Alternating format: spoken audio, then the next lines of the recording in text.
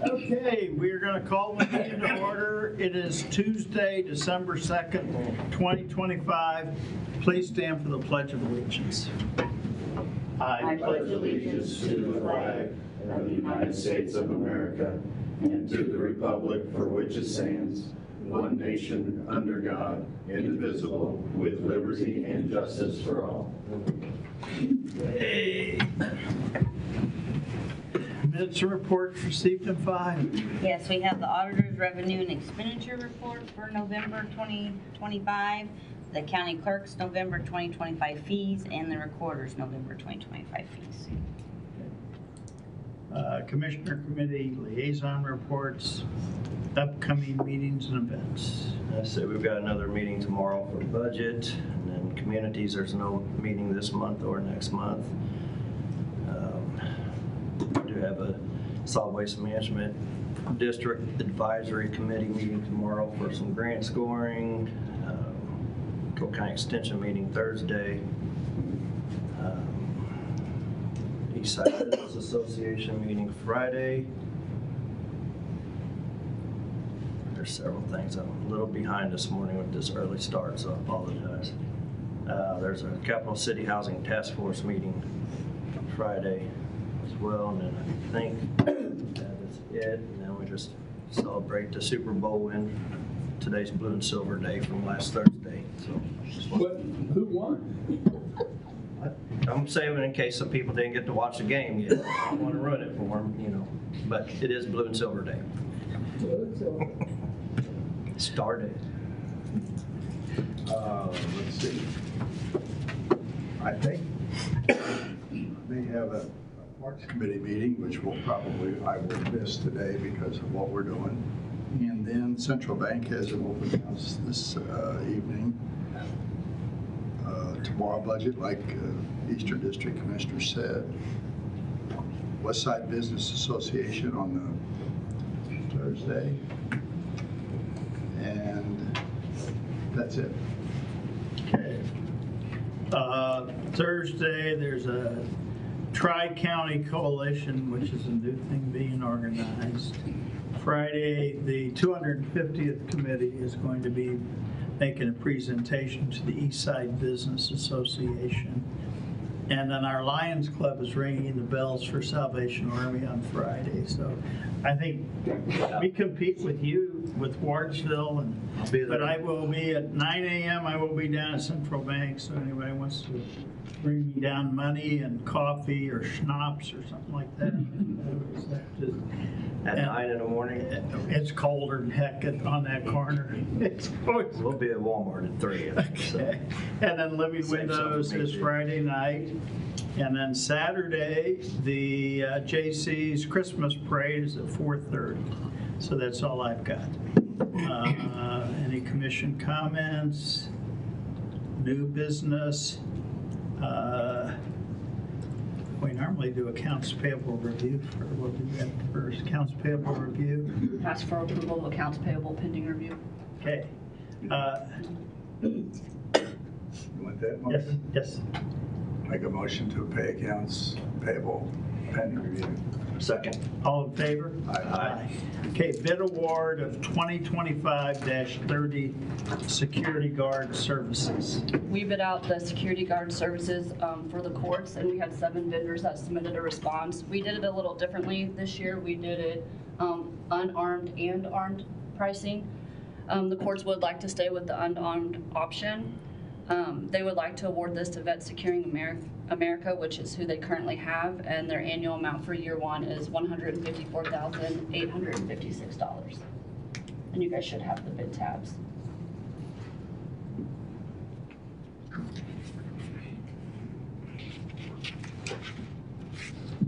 Yeah, the tabs, did that go up from last year? Yeah. A little bit, right? Yeah. A little bit. I don't think it went up a whole lot, did it, Holly? I don't know how much that moved or not, so. Okay. Good with it then? I am. Maybe it's worth noting, I think that the sheriff maybe just have looked into this a little bit as whether or not he was at that duty, but we really can't do it internally for that kind of price. So that appears to be the best option for the county, is to exercise this. You just need an award. Yeah, just an You award. don't have contract. I don't have it back from them yet. Okay, so make a motion to award the 2025-30 security guard services to Vets Securing America. Second. All in favor? Aye. Approval and signing of sole source form for iLookabout. This was a sole source, it was a software for the assessor's office. It's ran in the paper, and we didn't have anyone coming back saying they could provide this for us. So today I'm just needing approval for it.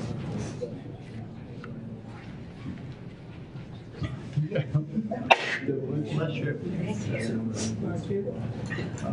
Motion to, we're just approving the sole source at this point. Approving and signing it. Okay, so we got both of those. Motion to approve and sign the, from the purchasing department, the Lookabout Inc. sole source. Second. All in favor? Aye. Now, is this a contract as well? This, the next one on the agenda Okay. is the contract. Signing of iLookabout contract. This is just the signing of the contract for $34,000. Perry, finish her up. Motion to sign the iLookabout contract after approving the sole source. Second. All in favor? Aye. Aye. Okay, discussion of HVAC replacement at the Sheriff's Department. Jeffrey. I don't have anything new. Did you find anything out? The only question we had was the warranty, 18 months from manufacturer or 12 months from startup. Both companies I talked with, both manufacturers I talked with, we're going to see if their company offered additional warranty, but they have not gotten back to me yet. I'm assuming that's the only question you had, because I didn't get anything else from anybody else. Yeah, I did. I don't have anything because that's all I found out today, so. I mean, I did talk to somebody else too, but they weren't necessarily talking about commercial units. So I was waiting to hear for sure. But they basically said the same thing too, is from the date of hookup startup, then they let the manufacturer know this is when it started and that's when the warranty starts, so. But they, you know, with being Thanksgiving over the weekend, they were gonna check with their boss to see if they could do an additional warranty for another 12 months, and if that would, what that would cost, but they haven't got back to me on that, so. Let us know and then we'll just, Put it on Next week next again. week's agenda. Yeah, I hate to keep kicking, we need to get moving on it, but, yeah, I guess Okay. we'll put it on, or we could even put it on, past. If I get the information, I'll just forward it on to all three. Yeah, For you. okay. Alrighty. Reconciliation of biweekly payrolls, statutory limits for elected officials. I apologize, I'm fighting a sinus infection and everything, but the county switched from a monthly pay cycle to bi-weekly pay cycle in January of 2016. And there's an anomaly that happens every 11 to 12 years where there's 27 pay periods in a year versus 26. If you take 26 times 14 days, it comes up to 364. There's 365 days in the year plus the leap days. So we were scheduled to have a normal paycheck on January 1st of 2026. And given that's a county holiday and a banking holiday, the practice is to move that forward. So if we move that forward to December 31st of 2025, that would result in 27 pay periods in 2025. There's concern for the elected officials. There's a statutory limit of what elected officials can be paid. If we pay them that 27th pay period, they would exceed that statutory limit. So there's two solutions to the problem. One is just skip the December 31st pay, but that would result in elected officials going from December 18th to January 15th without pay. That may not be desirable. Another solution is plan ahead in 2026 for the 27th pay period and do a special pay period or a special paycheck sometime around January 6th. And we would take the annual salary of elected officials, divide it by 27, and then do 27 pay periods in 2026. And that would result in them getting their statutory authorized annual salary. So working with the finance and payroll group, that is our recommendation at this point in time, is to do a special paycheck for elected officials approximately January 26th rather than December 31st, and plan ahead for the 27th pay period. You said January 26th. You meant Just January 6th. January 6th of 2026, yes. The only objection I have to that is you've called it, twice you've called it a special pay for elected officials, and really it's a modification to stay within the statutory limits. And you've said that too. Yeah, we are not scheduled for a typical paycheck on the January 26th or whatever date that ends up being. I think we're special. You're special. Boy, you are. I agree, Larry, special.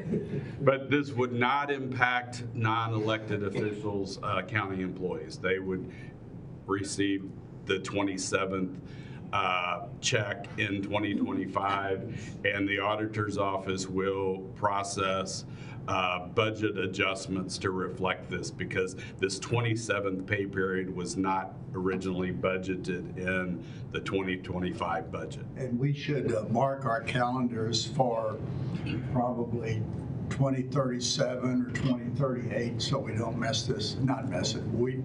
We'll see it coming. I probably will not, but if any of you all want to mark your calendars, no, yes, it's something we need to plan ahead for. And this is just the first time it's happened, and then falling on a holiday, it even moved it ahead of a year than when we thought. So,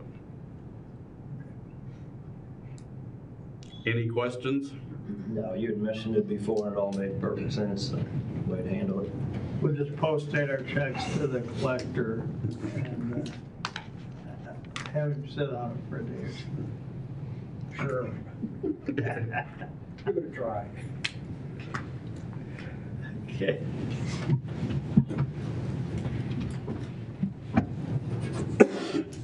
So everybody good with that?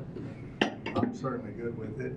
We found the solution, and it was an issue that we were going to face either this year or next year, and we faced it, modified it, addressed it, and now we don't have to worry about it for another 11 or 12 years.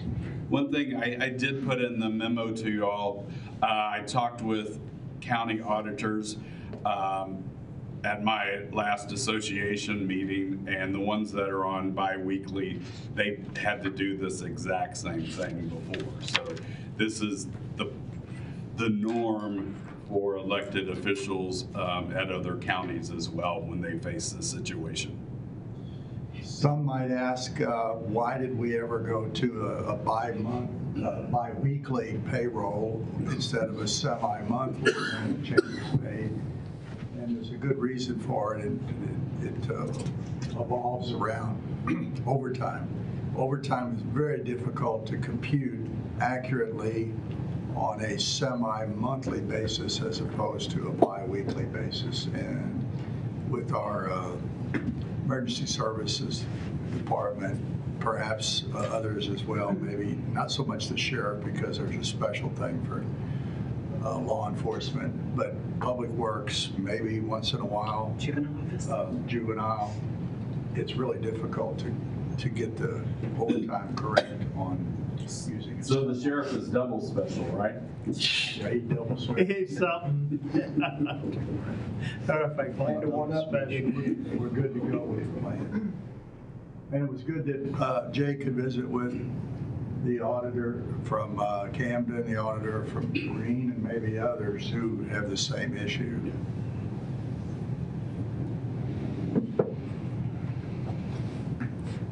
Okay. We don't need any action then, do we?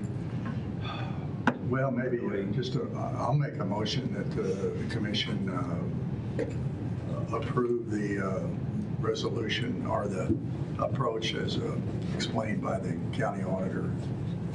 Second. All in favor? Aye. Okay. Thank you, Jay. Pringer Family Center to discuss holiday payout. Good morning. Good morning. I'm here for the annual request to pay out the holiday time that's on the books for the youth specialist. Youth specialist work in the unit that's staffed 24/7. And because of our staffing requirements, they rarely have the opportunity to take their holiday time. So rather than paid on the books, we're requesting to pay it out of our overtime line. Our best estimate at this time is it's going to be about $6,500. And that is an estimate, given that we just had two holidays and we need to calculate that and then come up with some numbers. But we have an excess, a sufficient excess in overtime at this time to pay out. Just comparable to what it was a year ago. Yes, I think last year it was about $7,500. Okay. We do work with them, and Melissa has just implemented a policy. Sheila has reviewed it to really kind of keep working those numbers down annually about how we can have them take that time. It does depend on us being fully staffed. All right. Yeah, I'm good. I'll make a motion that we approve the Pringer Family Center holiday payout for the overtime. Second. All in favor? Aye. Aye. Thank you. Thank you. So we've breezed through our regular business. Anything else before we go into our budget? Oh, I'm tabling the assessor's office. That's being tabled, so sorry about that. I scratched it out. I'm just checking on you. Forgot to mention, yeah. Just give it over to him because he's Yeah, not give it over. special enough or something.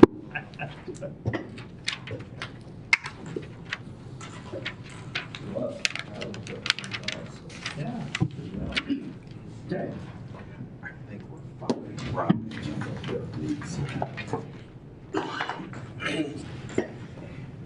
All righty, then we will go into our budget hearings. And our first is Toby Meyer with the Pringer Family Center. Commissioner, I'll start with a couple of quick comments. There's some adjustments that we typically always do. One of them will be the retirement rate for loggers. We had it 7.6% when we prepared our budget. Since then, it has been lowered to 7.5%, so we'll reflect that.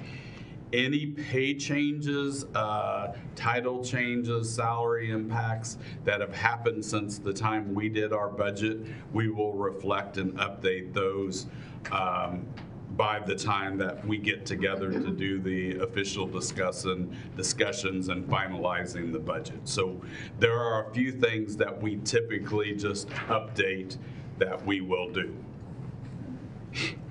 Okay. Anything else? I'm good. Okay. Here we go to Pringer Family Center. Do we know what page?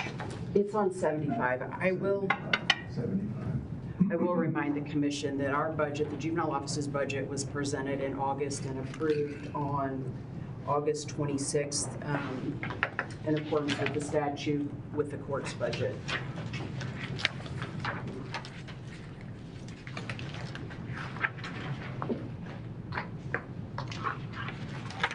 I don't have any questions. It's kind of a formality, I guess, at this point. I don't either. I might remark that when you glance at it, the first thing that pops out to me is the increase in health/dental/life, which we knew was coming. We didn't know it back in August, probably, but because of there's been a lot of discussion about this here and elsewhere about the increased health insurance. So we're going to see that all the way through the budget, through elected officials, through departments, Yes. right? So it's up about 32% from where it was a year ago. And Or what we- the big piece is the 20% on healthcare alone. Right. Yep. And then also there's the 2% cost of living built in there. So the base salary is greater. And then the actual factors for health insurance, dental, and all that is greater as well. Right. I noted that the salary line is up about 4.6% over a year ago, but built in there is the 2.7. Is that? The 2%. Or 2%. The cost of living, the 2%, yes.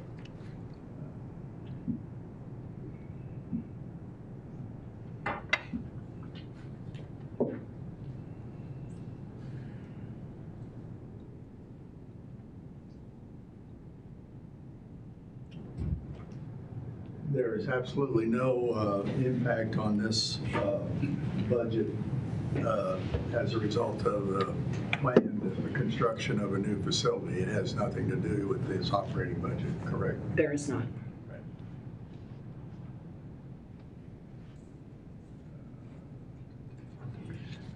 On that note, I don't know if Toby does, but, who knows if there can be operating efficiencies gained or not.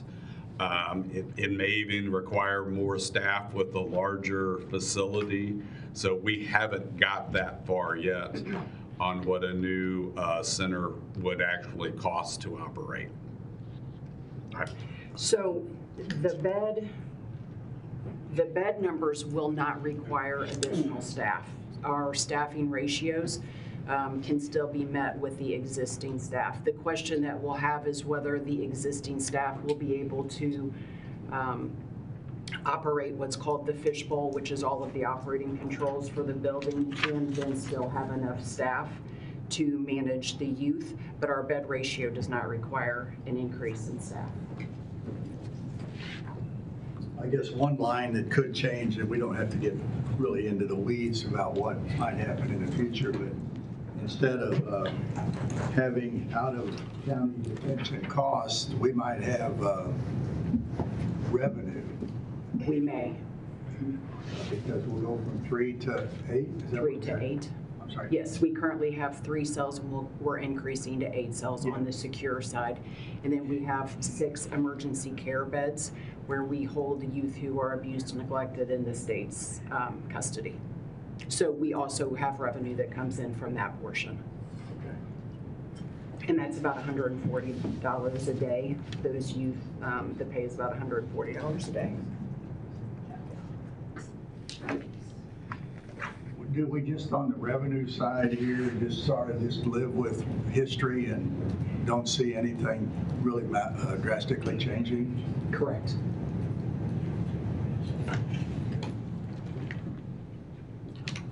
This is not a great profit center for us. No. No. At the end of the day, it's a 2.9? I'm sorry, 2.4.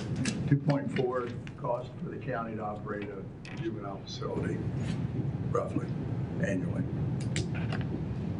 It's, from my point of view, it's kind of eye-opening, very expensive for the number of beds, but it's a requirement that we have to have, and we need, I mean, this type of facility is needed and required, and I don't know how you would operate it, any less expensive than it is. It should be noted, this isn't the cost to operate the 3-bed facility. This is the cost to operate the 3-bed facility, the residential facility, and the court services facility in the court services unit. The court services unit processes all the abuse, neglect cases, the delinquency cases. We take them to court, we prosecute them. So there's, the deputy juvenile officers are providing services to approximately probably 300 youth, the majority of which remain in the community in foster homes and in their own homes. So it is the 3-bed facility, but it's also the emergency care unit as well as the court services unit that provides to youth countywide. I intend to pay special attention this session to, it's probably going to be House Budget Bill 12. I think it's always Budget Bill 12 that has a line in there for juvenile facilities, which we never get any of that because we're a one-county circuit. My understanding, multi-county circuits, or that facilities that serve multi-counties get us stipend, subsidy, whatever from the state every year. We never do, and I'm going to drill into that. Why are we exempted or restricted or never get it? Is that a Senate bill or House bill? I'm sorry, it's always a House bill. So budget bills always start in a House. So Toby, what do the smaller towns around us like Osage and Montauk who don't have a juvenile center? So do they house them elsewhere? They contract with the detention facilities across the state. So Boone, I believe, is approximately $68 a day versus the $75 a day. When we hold for other people, charge $75. Camdenton 75, Greene is 75, Adair is 70, but going to 75 in 2026. So they contract with whoever has an open bed. We typically use Adair, Boone, Camdenton, and Greene, but I think there's 17 facilities thereabout in the state, and they use whatever facility has an open bed for them. So And then with they the new pay building, then we can potentially be housing juveniles. Yes. And Boone, because it's so centrally located, stays full. I mean, they have their own issues, but they also stay pretty consistently full. They're holding one of our youth right now, and we had another youth that we are contemplating may have to go spend a couple of days there, and they don't think they have room for them. So they stay full, and they're a big facility. They stay full to the staffing ratio. I don't know that their beds are full, but they can't keep their staff, so they staff to their ratio.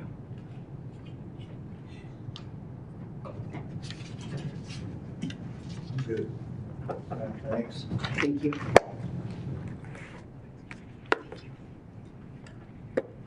Oh, it's just now 8:30.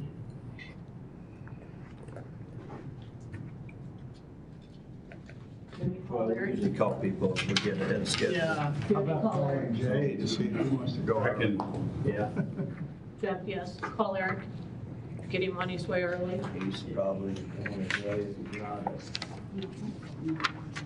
We got the health insurance fund, we can talk about capital improvement, sales tax, we can kind of work some of those, because those don't require. so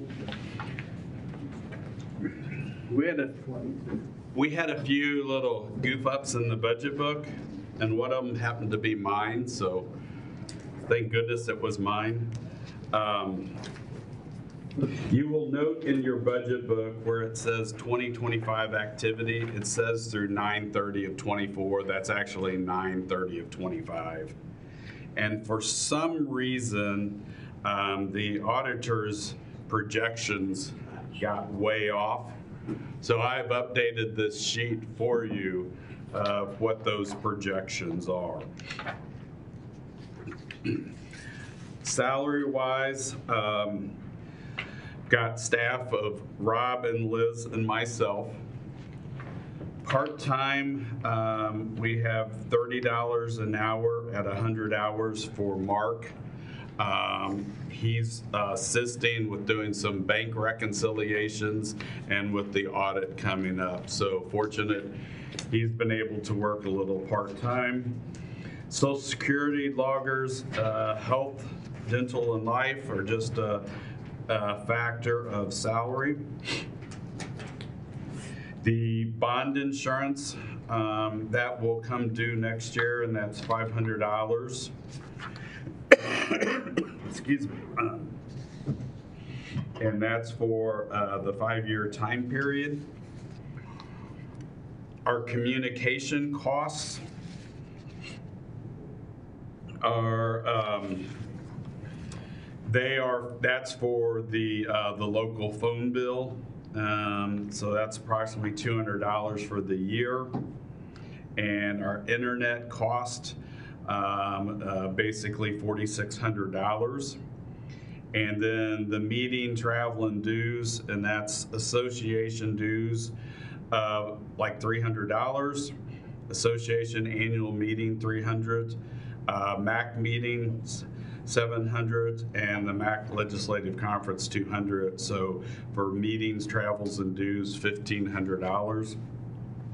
So in total, I am requesting a budget of $267,666, which is basically what it's actually a little lower than what it's been, but that reflects then the 2% cost of living and the increases for the health insurance and fringe benefits.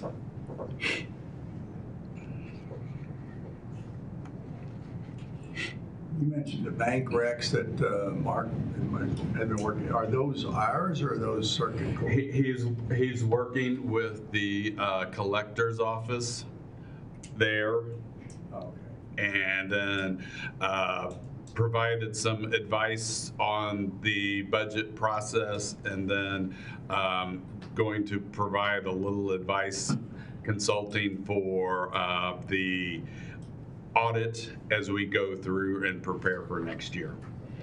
Kind of updates on bank reconciliations.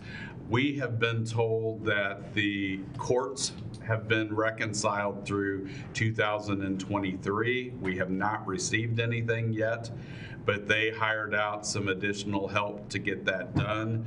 So we're inquiring to try and get hold of the bank reconciliations and the backup, and hopefully they will be up through 2024 shortly, and reasonably time after the beginning of the year through 2025.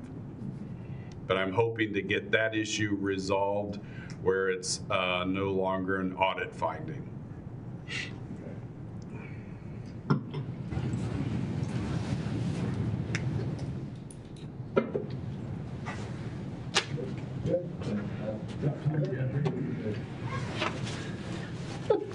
I'm 30 minutes early.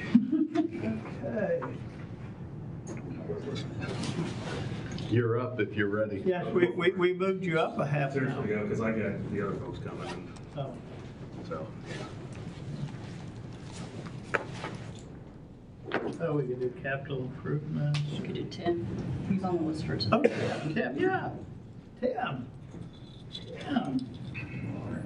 So this is my first trip through this, so be patient with me, but then, So it's kind of like reading at church. You have to tell us what page you're on. so when I went over Page this, 98. when I went over this with Rob the first time, I really didn't know what I didn't know. So we've got some changes to make here. As you can see kind of on the outside, there in my handwriting is what I'm wanting to kind of bump as far as anticipated expenses. So equipment service contract, it's $1,000 more than what we had estimated. That's, I think we're anticipating more printing, more activity. So it's not a printing cost, but our contract with who we copy machines and printers and that sort of thing. So we anticipate there'll be more activity there. Meeting, travel and dues, we're asking for $2,500 more than the original budget, anticipating that more of our staff will be plugged into subscription services for values, obtaining values, and that's kind of a hopeful that maybe we can get some subscriptions to some services who would provide us some comparable sales. So that's optimistic. The $9,000 extra on mileage. So that the number you see is what we're asking for, and the number in my handwriting to the side is in addition to what we did the first time. So 15,000 will be the total. We had originally asked for 6, now we're asking for 15. So that we are going to. Our objective is to do a full inspection on every residential parcel in the county, and so that's going to be significantly more than what we've seen in the past. Office supplies, again, with the added activity, that we're taking on, the tasks that we're taking on, we anticipate that we're just going to incur more costs on the office supplies. So that's kind of a hedge there. Postage, we're asking for $50,000 there. That's a $22,000 bump. We're going to be sending out a significant amount of impact notices as we go through and reassess all the residential parcels. So I don't think a lot of those were sent out in the past, and so we're anticipating that we're going to be sending those out. So will you be sending those impact notices in 26 for 27? That is the plan, and I cleared that with the State Tax Commission. If hopefully that we could do that. That will hopefully we won't have a bottleneck in 27. Right. Because if we increase the appraised value of a property by more than 15%, we have to send an impact notice to that homeowner, let them give them the option of a full interior inspection of their home. And so then we want to go in behind that after that 30-day period has passed and take them geographically and do a full inspection, which there's a definition of what a full inspection is. It's more than just driving by and grabbing a picture from the curb. It's a detailed inspection. So the number of impact notices that'll go out will be significantly more than it has been in the past. The state statute tells you the last day you can send an impact statement, but it didn't tell you the first day that you can send it. So you're sending them early is what you plan to do. That's my plan. My plan is to spread this out over a 12-month period so that we can do the field work geographically, logically, and do it behind the impact notice. So if someone does request an interior inspection, we can do it while we're out doing the So those could start somewhere around April of 26. I'm hopeful, March. Okay. Yeah. Mm-hmm. Then the other additional ones are vehicle and equipment operation. We do have a vehicle that we will be utilizing for field work, and so it's an older vehicle. So don't know what will go into keeping that up and going, but that is a just in case amount there to cover that. And then the programming, we're asking for an additional $24,000, and the biggest part of that is the field work software that we just purchased. That will send them out with the iPads to do the field work. So those are the big increases on the kind of the operation side of things. If you go to the next page, this is where I plan to make a lot of changes with regards to our compensation of our employees. I went through where everyone is with the hires that we made, kind of evaluating what everyone does down there, and so this is my projected changes to that to bring everything up to where I would like to have it, where I think is just fair for everyone based on their job description and duties. We're still kind of under what we originally had in the past. I think you guys had held out approved amount of salary if we were able to get a certified appraiser on staff.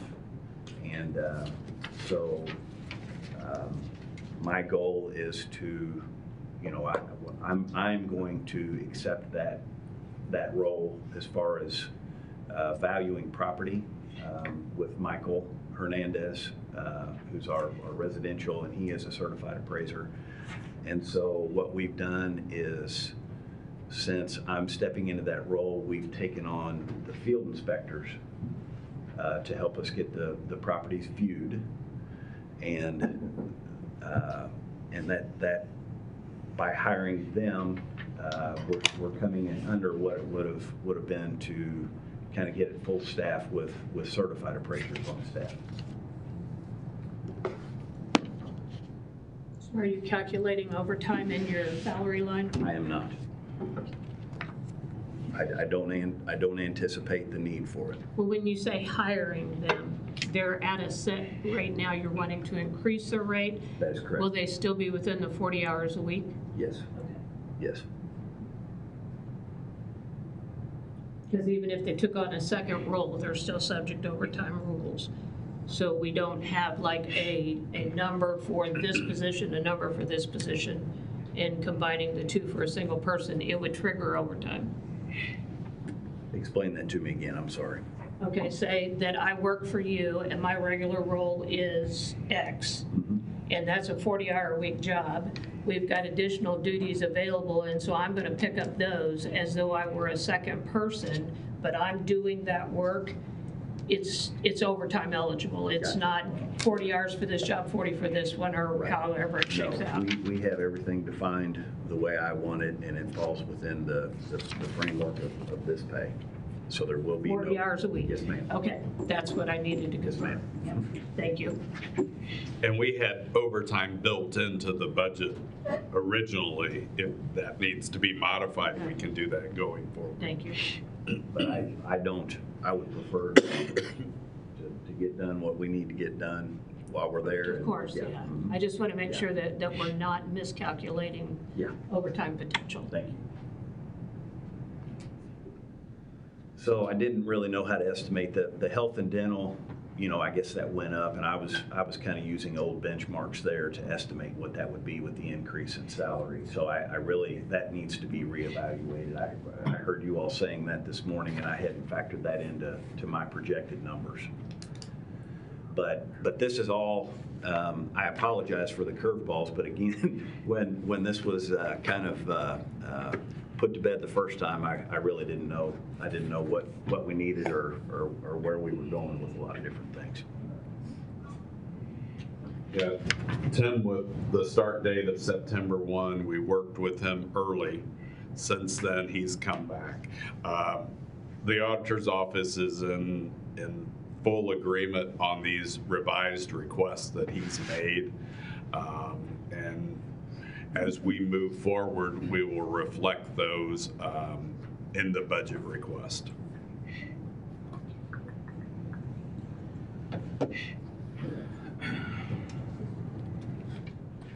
If you want to trade up for a better vehicle, our used car dealers sitting to your right there. Yeah. I forget where we got the vehicle you're using now, but. Wasn't it him? I don't It's a great vehicle, you'll love it. We won't charge you that much. He said something about church on Sundays. I don't know. So that's where he drove it. Trust me, I'm a cop.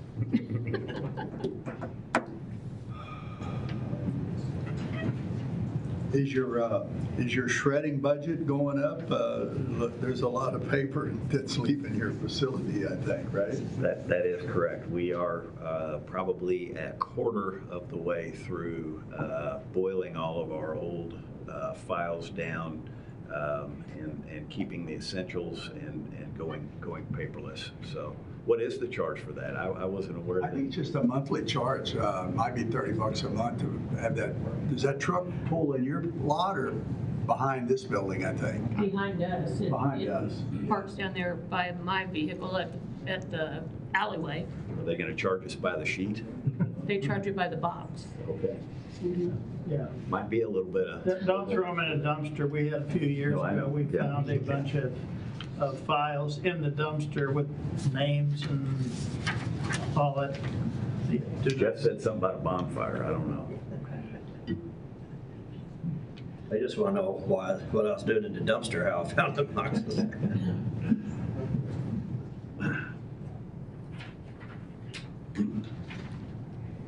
But I do feel like we've got the team put together that we need.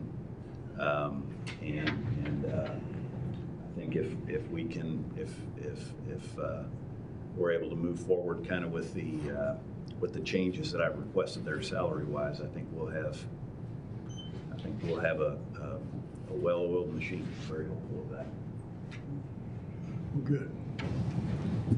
I don't have any further questions. I don't have any either. I just comment that you've come a long way already, so Yeah. good job.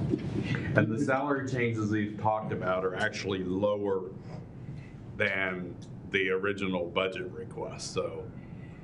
You can drop the pennies, by the way. I can't let that go without a comment. Yeah. Can't get off that easy today. Thank you, Tim. All right, thank you guys.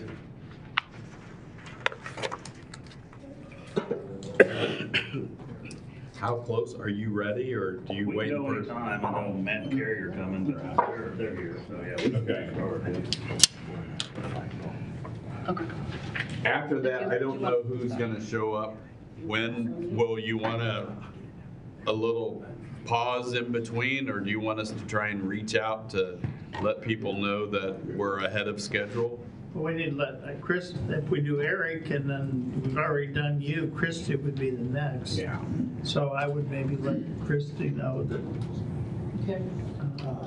Ralph is not here today, is that right? That's right. No, We moved him to We tomorrow. moved Ralph to tomorrow. Yes. Tomorrow. How far in advance do you want Christie showing up? Are we full half hour ahead? I think, yeah, she's We'll be right. How long? 15 She's minutes, at her work. 5 minutes. I got 45, don't I? You're taking up the whole time? No, I'm just kidding. My phone was done and I'll let her know. Thank you. I hope not. I'm just kidding, Eric. I can't. Nah, we'll go through most of it pretty quick. Oh, good page.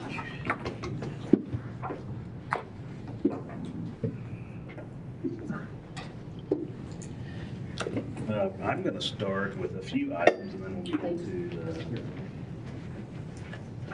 real nuts and bolts of the budget. I will say before I start that I don't do this myself. We have a great team. Carrie, Aaron, and Matt are here to correct me when I make a mistake in what I'm saying. But this is a team effort, and we don't have one budget. We have 4 essentially, and can be very complex. And we do a really good job tracking everything every other week as far as running invoices and all that. Really keep track of everything pretty tight, and just try to do our best. But preparing the budget every year takes a lot of time, and it doesn't happen without the work of our team doing it. And then there's other folks too. Tyler Clark's heavily involved, Jimmy Rodman, Pat Taggart as well. So pretty big team. But anyway, I just wanted to go through some items first, and I got some handouts here. They have some detailed spreadsheets that are awesome to look at. And that has been a long-standing tradition. Joyce Hickok was a long-time finance person for our department, and she passed the legacy on to Carrie to do the same. So if we get out of whack on our budget, Carrie definitely lets us know about it. So just a quick year in review. So last year we made a pretty good investment in our employees. Around the first of the year, bumped our starting up on our entry-level equipment operator position to $38,000 with a CDL. Unfortunately, that was short-lived. The city is now over us. They're at 41.6. MoDOT, I think, is about the same. So definitely something that we need to be watching very closely. It's something we can't take too lightly. I'll talk about that later. Planning for the next capital improvement sales tax, that was ongoing throughout the year. County made some decisions on the 10-year sunset. And also working on, there's a committee formed to work on the campaign side of things. And the goal is that they'll be on the April ballot. And expect some things coming out on that. I know the Road and Bridge Advisory Board, they're heavily involved in making recommendations, and they did recommend the general concept as far as the allocation of monies to different line items in the budget for the sales tax. And we'll present that at a later date for the county commission to accept and then put towards the voters. So that'll be forthcoming in the next month or so. We have been working on the design of the central maintenance shop expansion, and plans are expected to be done by the end of the year and ready to bid out. And a pretty significant project that kind of goes under the radar a little bit is the cart, the growth of transloading operations out of the cart. We have 3 customers now from the one original and looking for a pretty sizable one. We're working on negotiating possible terms on that. And that could include some physical additions at the site. So Our first salt delivered last yeah, we got salt delivered by rail last week, all to our shop by truck. Capital hauled it. So now that didn't save us money this year because the bid price was already there, but we're expecting that could result in some better prices in the future. Where would those trucks have previously come from? Out of Lyons, Kansas is where the salt mine is. Okay. So they trucked 527, I ordered 1,000 ton. They trucked 527 ton of it by truck. And they can only get 1 load a day, of course. I think we've looked it up. It's about a 5.5, 6 hour drive. But then they railed the other 488 ton down here, and then Capital hauled it from here out to us in a day and a half. One rail car is 4 trucks worth. Yep. Yep. So it's And, significant. The guy I talked to from Kansas Salt yesterday, I asked him, I said, so does that save you money? And he said, yeah, he said, it does. He said it's not a big margin, but he said it does. He said it is cheaper for him to rail it here and then have Capital haul it instead of hauling it from Lyons, Kansas to here. And one quick thing to add, I'm assuming that's all on the UP line, but with the possible merger of UP and Norfolk Southern, that will expand the reach that we can see. There's interconnect between rail services that is challenging, so just adding more capabilities there we will see CART. Do all of our adjoining counties have rail service that they can already have this, or would they be piggybacking on? Some can definitely piggyback off of us. Now, there is a transload down in Union. It's the Missouri Eastern, I think, that connects to UP, Old Rock Island. So that's Franklin County, or Franklin. But then Boone has, they do have, but that's underutilized up there, the Colt up there. Yeah. So, it's kind of a regional opportunity for sure. We continue in this year, made some upgrades in our road and bridge equipment, and that's been ongoing.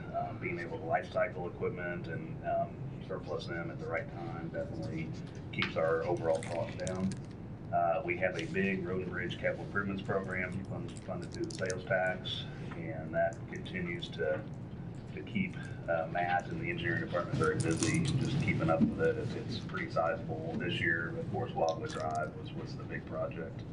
And then we have the Tanner Bridge bid yet to be awarded. We have to get authorization from MoDOT for that. We've expanded continue to expand and do the concrete street repair program. citizens' biggest, if there is a complaint about anything, it's always road conditions. You hear that not just in the city and everything, and so we take that very seriously. And fixing our concrete streets is important, as well as our asphalts, which has also been an important part of what our team has been doing, not only just the overlays, but also preparing the pavements, the maintenance side. We have a lot of work to do to prepare a road for an overlay, whether it be a chip seal or an asphalt. Definitely you don't want to do repair on a road that you just recently overlaid. That never looks good. And so we do whatever we can to make sure whatever we're putting on the road is going to last for a long time. And then we've seen some significant changes in our personnel in 25. 7 new employees. That's pretty sizable compared to what we're used to. I'll talk more about that later. It's good to be able to hire people, but it does take time to train them and get them brought up to our operations, especially on the snow removal, as we did yesterday. And we had how many new drivers that had never been on county roads, and then some had never been ever in a while. So it's definitely something that you got to really pay attention to.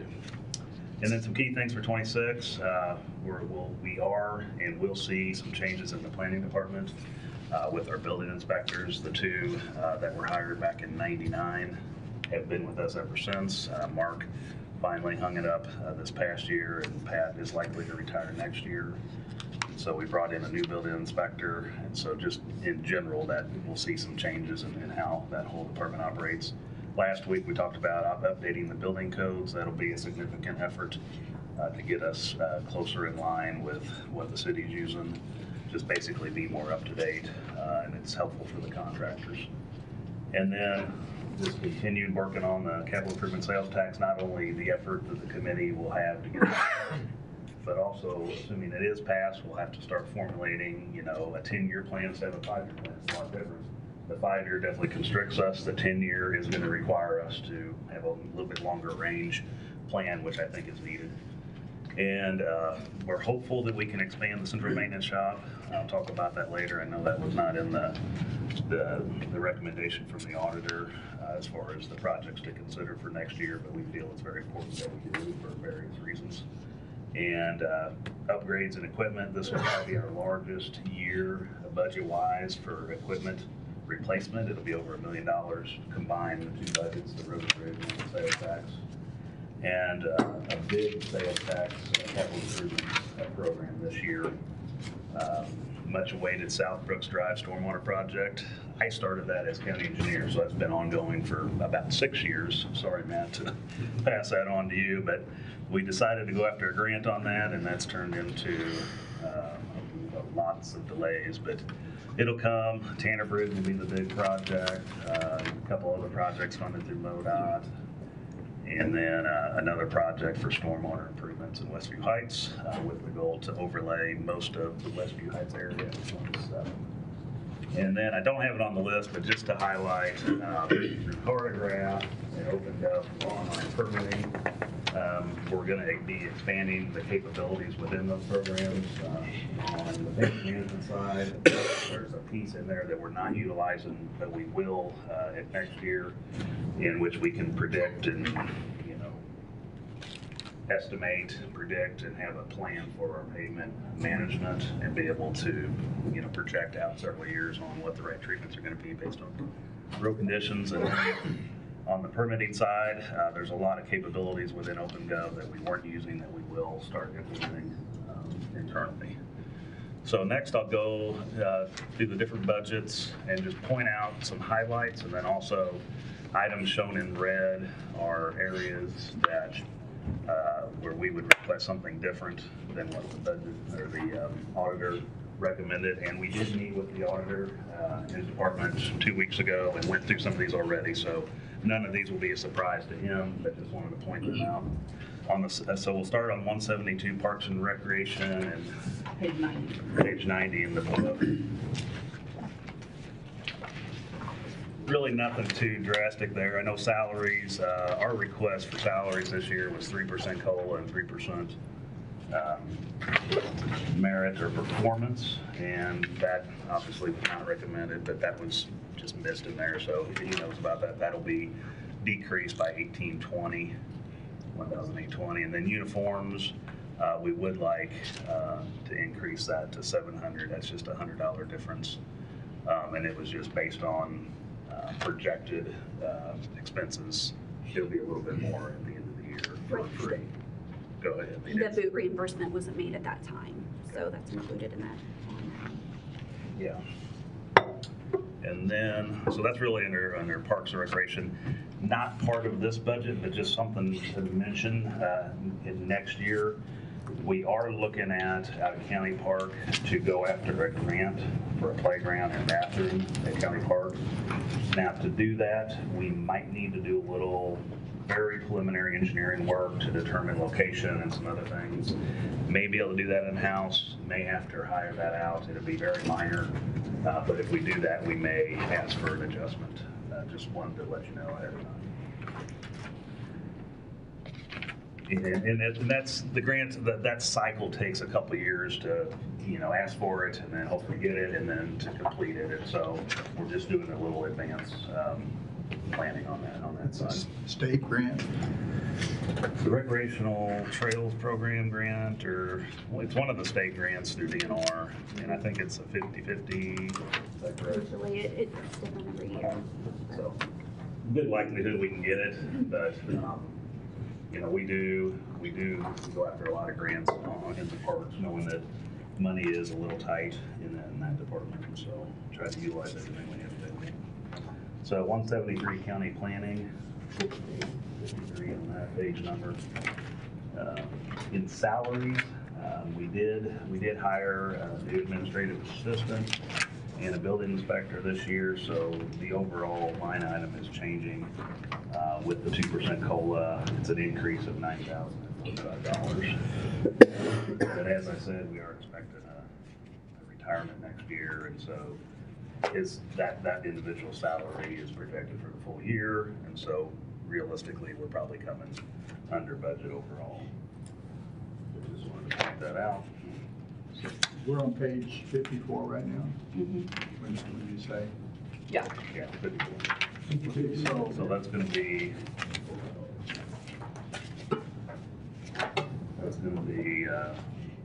100, 173, 51,001. 0.000 is the salaries. So budget officer recommendation was 247,926. We need to increase that to 256,971 based on our current Okay, salaries. so what's the big difference between current year projected and next year budget? I mean, it goes from 168 to 253. Is that right?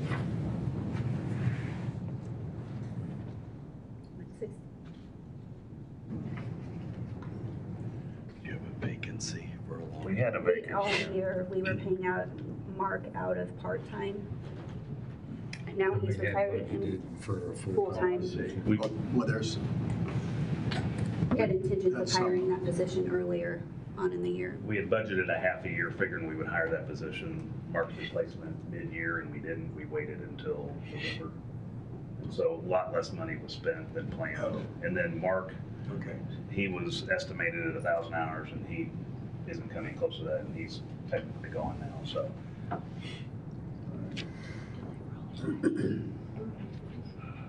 And so that salary is just based on what our current salary totals are for planning, plus the 2%. That would be 256,971, but like I said, we do expect a retirement, and that'll change that significantly at the end of the year next year, but going into it, we have to assume that full salary. And then under 53265, meeting, travel, and dues. So with the hiring of the new building inspector and new administrative assistant and going through the process of updating our billing codes, we are going to require some additional funds for this line item, very minimal. Some will be one-time expense, so we would expect to lower this total in 2027. But there's a conference for the building inspector, there's some certifications, there's permit technician training for the administrative assistant, and then there's an HBA membership in there, and that totals $25,15. But we believe we can offset some of that in the current proposed budget. And so we would request to increase the budget by $2,065 to a total of $3,500.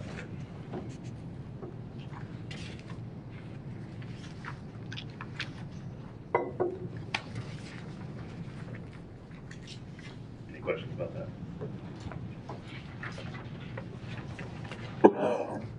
Okay, going to 211 Road and Bridge. And so just a few items to point out. In the estimated revenues, 42720, the CART motor fuel tax. 93. Page 93.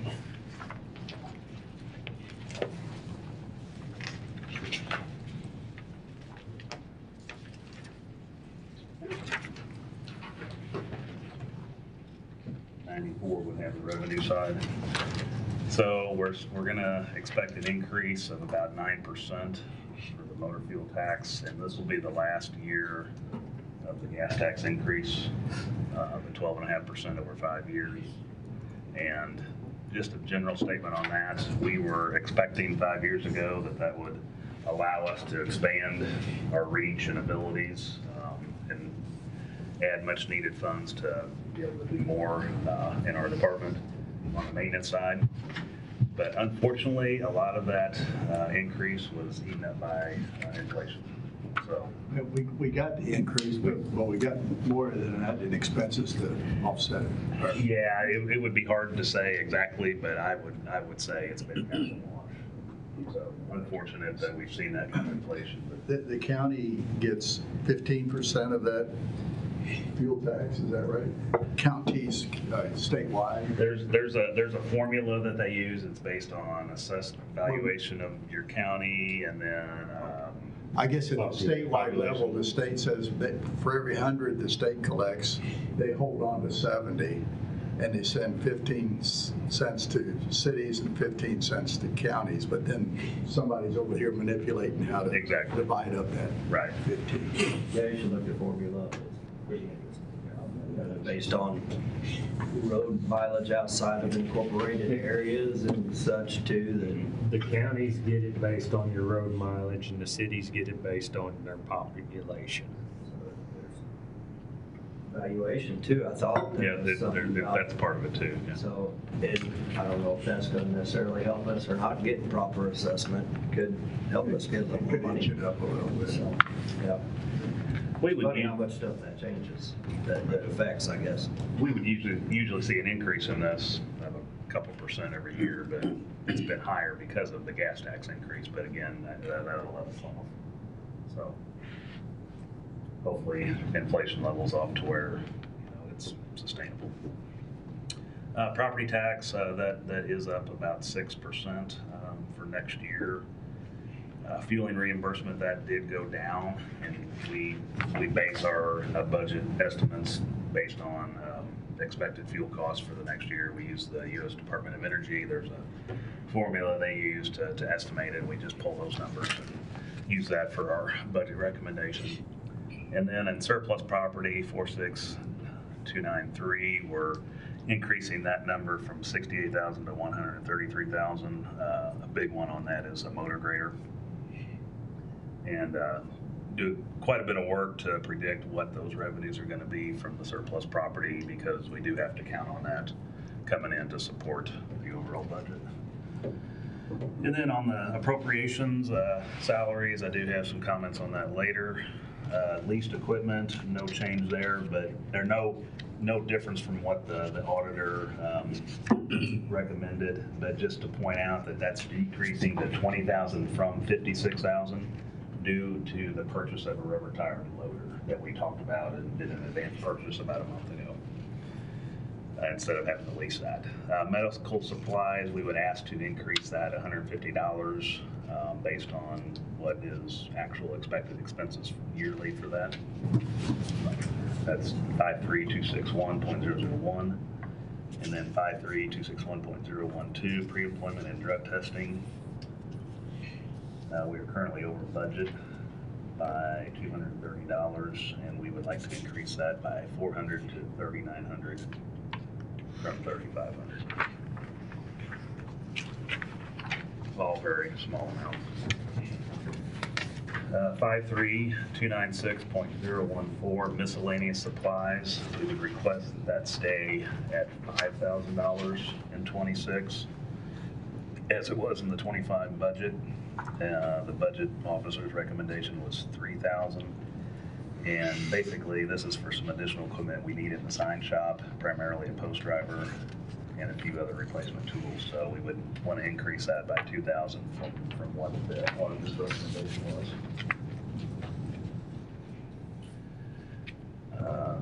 53296.016, paint and beads. And that number was increased from last year by $15,000, and that's based on two things: the estimated amount of paint beads it will need, and that can change a little bit from year to year, and then also expected price increases. But there's no change from what the auditor recommended on that. That's just a change to point out that we had to add some more funds for. And then under 53297.002, jackets and coveralls. This is an old line item in the budget. It includes the steel or safety toe boots that are required of our employees. And we've increased this over the past several years to get it up to something that's more appropriate for what it actually costs to buy these items. And we submitted, it's based on 40 employees at $300 each, so $12,000 total. The auditor dropped it to $8,000. We would definitely request it stay, but actually increase from 12. We want to do this. We want to add a little more to this than what we proposed. Take it from 12,000 to 16,000. And basically, a good pair of boots will cost over $200. And by the time you do that and get a pair of bib overalls or coveralls or a jacket, we're going to exceed $300 easily. And we would request that to be $400 per employee for a total of $16,000. We can track it next year and see how that ends up at year's end to see if that 400 was appropriate. But based on what we do on a daily basis, primarily on the maintenance side, our employees can definitely use that money. So it's an increase of what the auditor recommended by $8,000, but only $4,000 from what we proposed. And he did that based off projected activity. Yeah, And exactly. because a lot of our guys wait until December to purchase their items. Including myself. But I typically don't use all of mine, but we need to make sure we have that money there available for our employees. A note there for new employees, they have to wait 6 months before they're eligible for this equipment purchase, the clothing and boots and everything. And with some changeover employees, you could get maybe more than 40 in a year using it. It's really just very, very limited. But generally speaking, a very small item in our overall budget. Under 53297.004 glasses, we would like to leave that item at 500 instead of increasing it to 600 from the auditor. And these are safety prescription glasses that some of our employees use. We are required to use safety glasses out on the job, and if they have prescription glasses, we will give them a set amount. We'll reimburse a set amount per pair, not the full amount. I don't think it's $100. So very small item, but we would just keep that at 500. And then under 53299.003 lube and fluids, we requested an increase from 2,000 to 10,000 in next year's budget. And the reason is because 2,000 is too low, and over the past few years, we've been taking some money out of the parks budget to supplement that. And generally speaking, our philosophy is let's not do that. Let's put money in the line items where it should be and spend it out of where it should be in order to be able to actually track what we're doing. And so we've made some tweaks over the past few years to get things in line, and this is just another one of those that we do need to increase to actually keep that money appropriated in the lube and fluids and not have to use other budget line items to compensate for it. So we would request that increase from what the auditor recommended, from 3,000 to 10,000.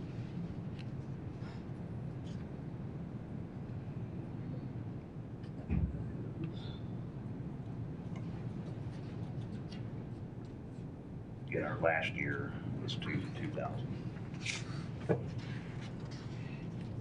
And then under computer services, 53780, we were a little surprised to see that increase by 48,600 from the auditor. Understand it's due to an increase in cost for IT security systems. And the question would be, are all county budgets seeing that increase? Is it the same, or is it based on, percentage based or whatever? Understand that it's needed and necessary, but we do have a transfer fund that we thought would cover some of these costs, and just want to point that out. That amount of money is pretty significant, and the more we take out of the road and bridge budget or whatever else for things like that is less going actually onto the roads, which is our primary responsibility. So I would say that's probably something that's set and not deviating from too far, but just want to make sure that we're keeping that in mind, that the more we increase things like that, less we're able to do. Now, it does come out of contingency, what was estimated originally, so it'll be worked in, but our admin cost is over 200,000 for this budget alone, about the same for the sales tax. So a lot of money that we would expect that maybe could be used for things like this.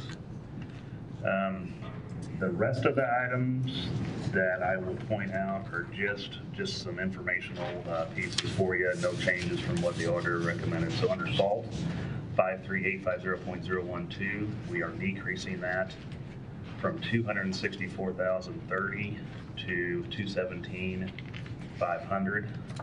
And that's simply based on the price, the estimated amount of tonnage we need to order for the year, and what the bid price is. So, and we've already ordered some in this year's budget, which will allow us not to have to order as much next year. And that was planned as we were looking at the budget. Computers, that did decrease slightly to 15,000 from 17,308 this current year. And the IT department, Brian Ridenauer, recommends what we need to replace every year. So he presents that number to us. And then items to point out, I mentioned earlier, quite a bit of vehicle and heavy equipment replacement. And for the road and bridge side, the big item will be the road grader at $361,000, a rubber tire loader at $205,000. And then a pickup truck 251 replacement at $50,000. And then 54925 highway maintenance facility. So most of these items in here we will take care of ourselves, install it ourselves, build it, do whatever. Some will have to bid out, but we will install some pads for the spreaders for our snow plows. I don't know when we started, 3, 4, 5 years ago or so, the spreaders actually have a stand that is built in with it to where you don't have to hang them on racks. You actually just tilt the bed, back it up, drop it, and pull away, and it'll set there. It's a lot easier, a lot safer for our employees to load and unload. Problem is, you can't easily put that on gravel or rock. It really needs to be a hard surface. And so we're gonna do some, we're not gonna do it all in one year. It'll be piecemeal as we start replacing these trucks and these spreaders. So it's a several year process, but we do need to install a pad up on the hill. We need to make some repairs to the salt dome, the door primarily. Basically, we had to take it off because it was falling apart. The wind, one of the heavy winds last spring pretty well blew it off. Replace the fence up on the hill along the MoDOT right-of-way. We're actually working on an easement with MoDOT to actually move the fence onto the right-of-way. I'll bring you a document maybe next week when we get that finalized. They're going to allow us to do that at no cost. Right now, the rock cut's sliding and fence is falling down. It's a problem. It's been that way for a while, but we're going to be close to getting that done this next year. Replace a trench drain on the parking lot, and then add a lean-to addition roof over the dirt and cold mix bins. So How am I doing on time? Pretty good. Okay. You're important. Keep it going. So that's all I have on 211. If you have any questions, we can go over any particular items. If not, I can go on to the sales tax. I'll make a note that I think you're a little too conservative on the revenue side on a couple of those accounts. I think property tax is going to be a little better than this number here, and perhaps motor vehicle sales tax. But I guess it's not a big deal to underestimate revenue. But I think you're a little too conservative. That's. So we do appreciate it. I hope it does come in over the sale of the gas tax. That's the formula that MoDOT, we just kind of predicted a little bit, and then the property tax, that's something that I guess We get provided from. yeah, we get it too. So let's hope those numbers a little bit higher, but at the end of the day, you know, it'll all go into. Based upon the Facebook postings by upset residents who are paying more this year than they paid last year, I'd say this is under. That's only based upon looking at Facebook postings. Okay, that's the schools, maybe not the counties. Yeah. Yeah, if you look at what we Road and Bridge receives out of the property tax, it's a pretty small percentage, but it's a much needed. It does add up to significant, but it's needed for what we do. So 807, we'll go into that. 807 sales tax. Again, next year will be the last year of the current cycle. And we do have a list of items. It's a busy year, and we're trying to finish out, you know, the 5-year program. So should it say 2026 instead of 2025? Yes, it should. What page are we on? 128, 129. Here.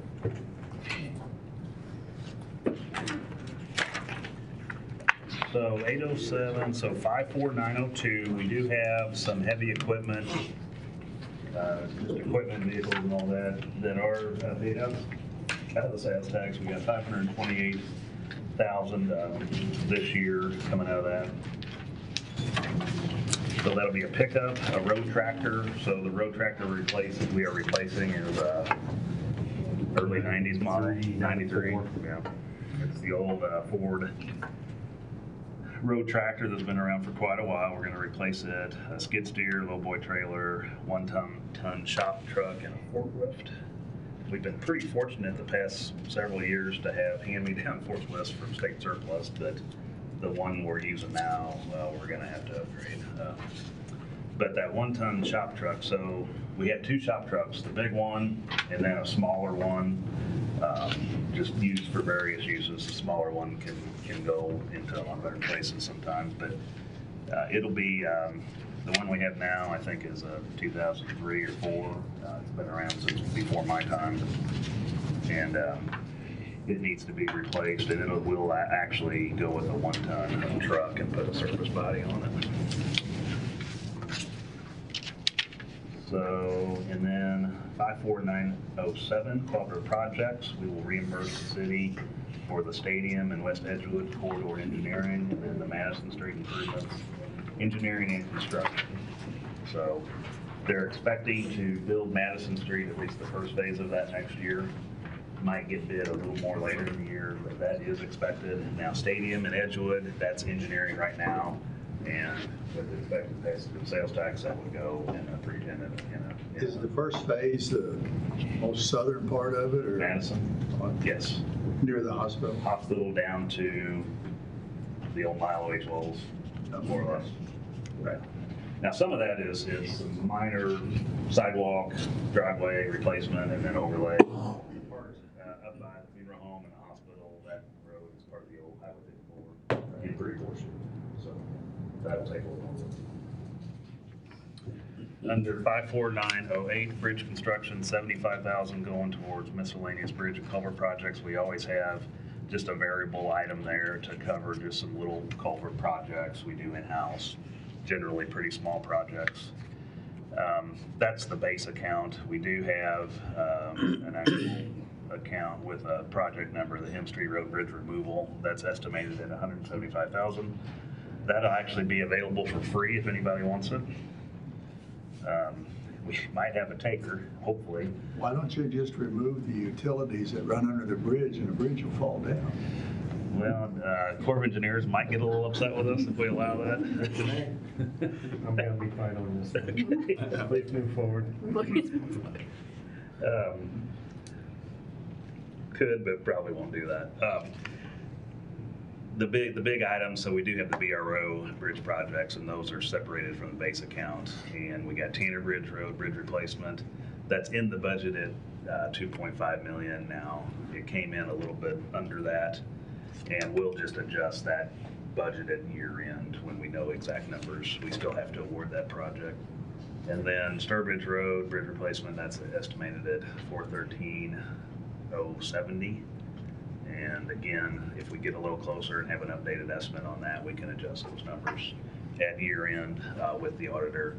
As we do with a lot of these, since sales tax projects, they go through, they don't end at a year, they can carry on. And so we do have to make some adjustments in this budget at the end of the year when we know final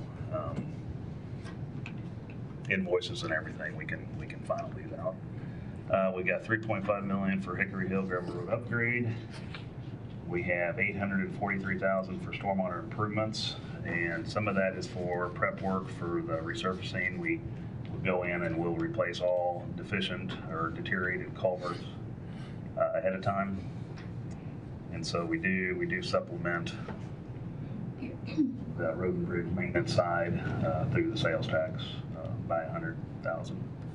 And then in Westview Heights, we will build, it'll be kind of some spot culvert and inlet replacement projects to clean up all of the rest of Westview Heights. This couples with the South Brooks Road project to get all that ready for overlays in 27. And then a small project in Bender Park, and this was a former ARPA project. We used ARPA funds to actually do a stormwater project that we advanced a year out at Lakewood Subdivision. And so we'll do this stream diversion project in Bender Park below the Natchez Trace subdivision. And then we will have to adjust.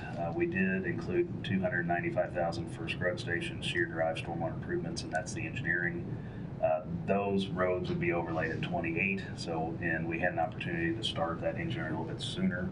And so we adjusted this year to do that. And so we'll just adjust the 26 budget accordingly. And then, as I mentioned, South Brooks Phase 3 stormwater, 1.2 million there, and we got money coming in from the CDBG grant for that. And we're close, and we're close to getting all the easements for that. That's been a lengthy project with about 60 easements to acquire, and we got, say, 8 or so left. 10 for sure. 10 for sure. Hopefully by the end of next week, that number will be smaller. Yeah. So very time consuming to do that. We do utilize a third party to assist with that. Major thoroughfares, 2.2 million. We will start engineering on Scott Station Road curb and gutter upgrades. That would be a project that would be built in the next sales tax cycle. And then 1.7 for Tanner Bridge Road improvements, Section 1 construction. That couples with the bridge project, but has to be separate for accounting due to the BRO project on the bridge. Now, the low bid amount is 1.351 million. And so when we know that that's authorized by MoDOT to award, we'll just adjust this at year's end. And then under villages, and this is the allotment that they get in each sales tax, primarily for resurfacing, there's $601,081 left. And so they'll need to spend that down next year.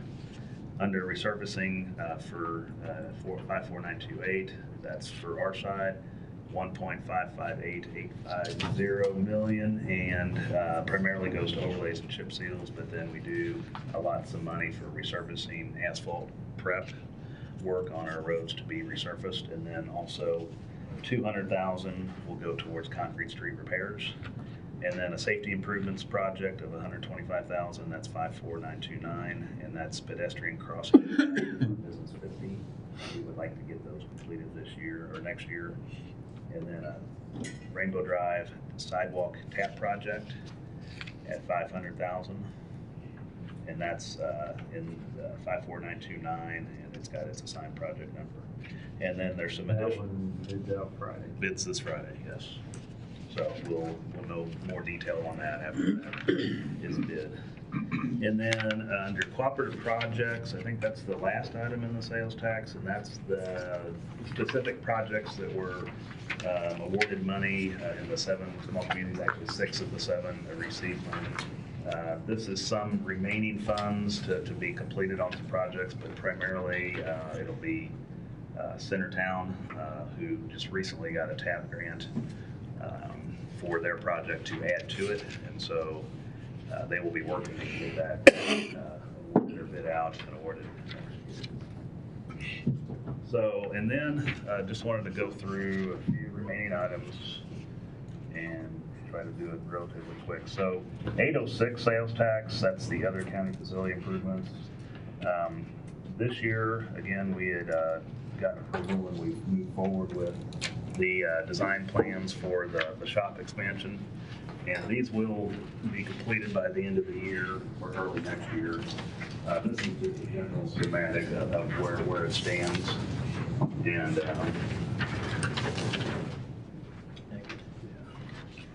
so I made some highlights here, and the grade, the smaller image on the top in gray, that's the overall facility footprint, and it shows the shop on the left side, but the blown up gets a little more detail on what we're doing.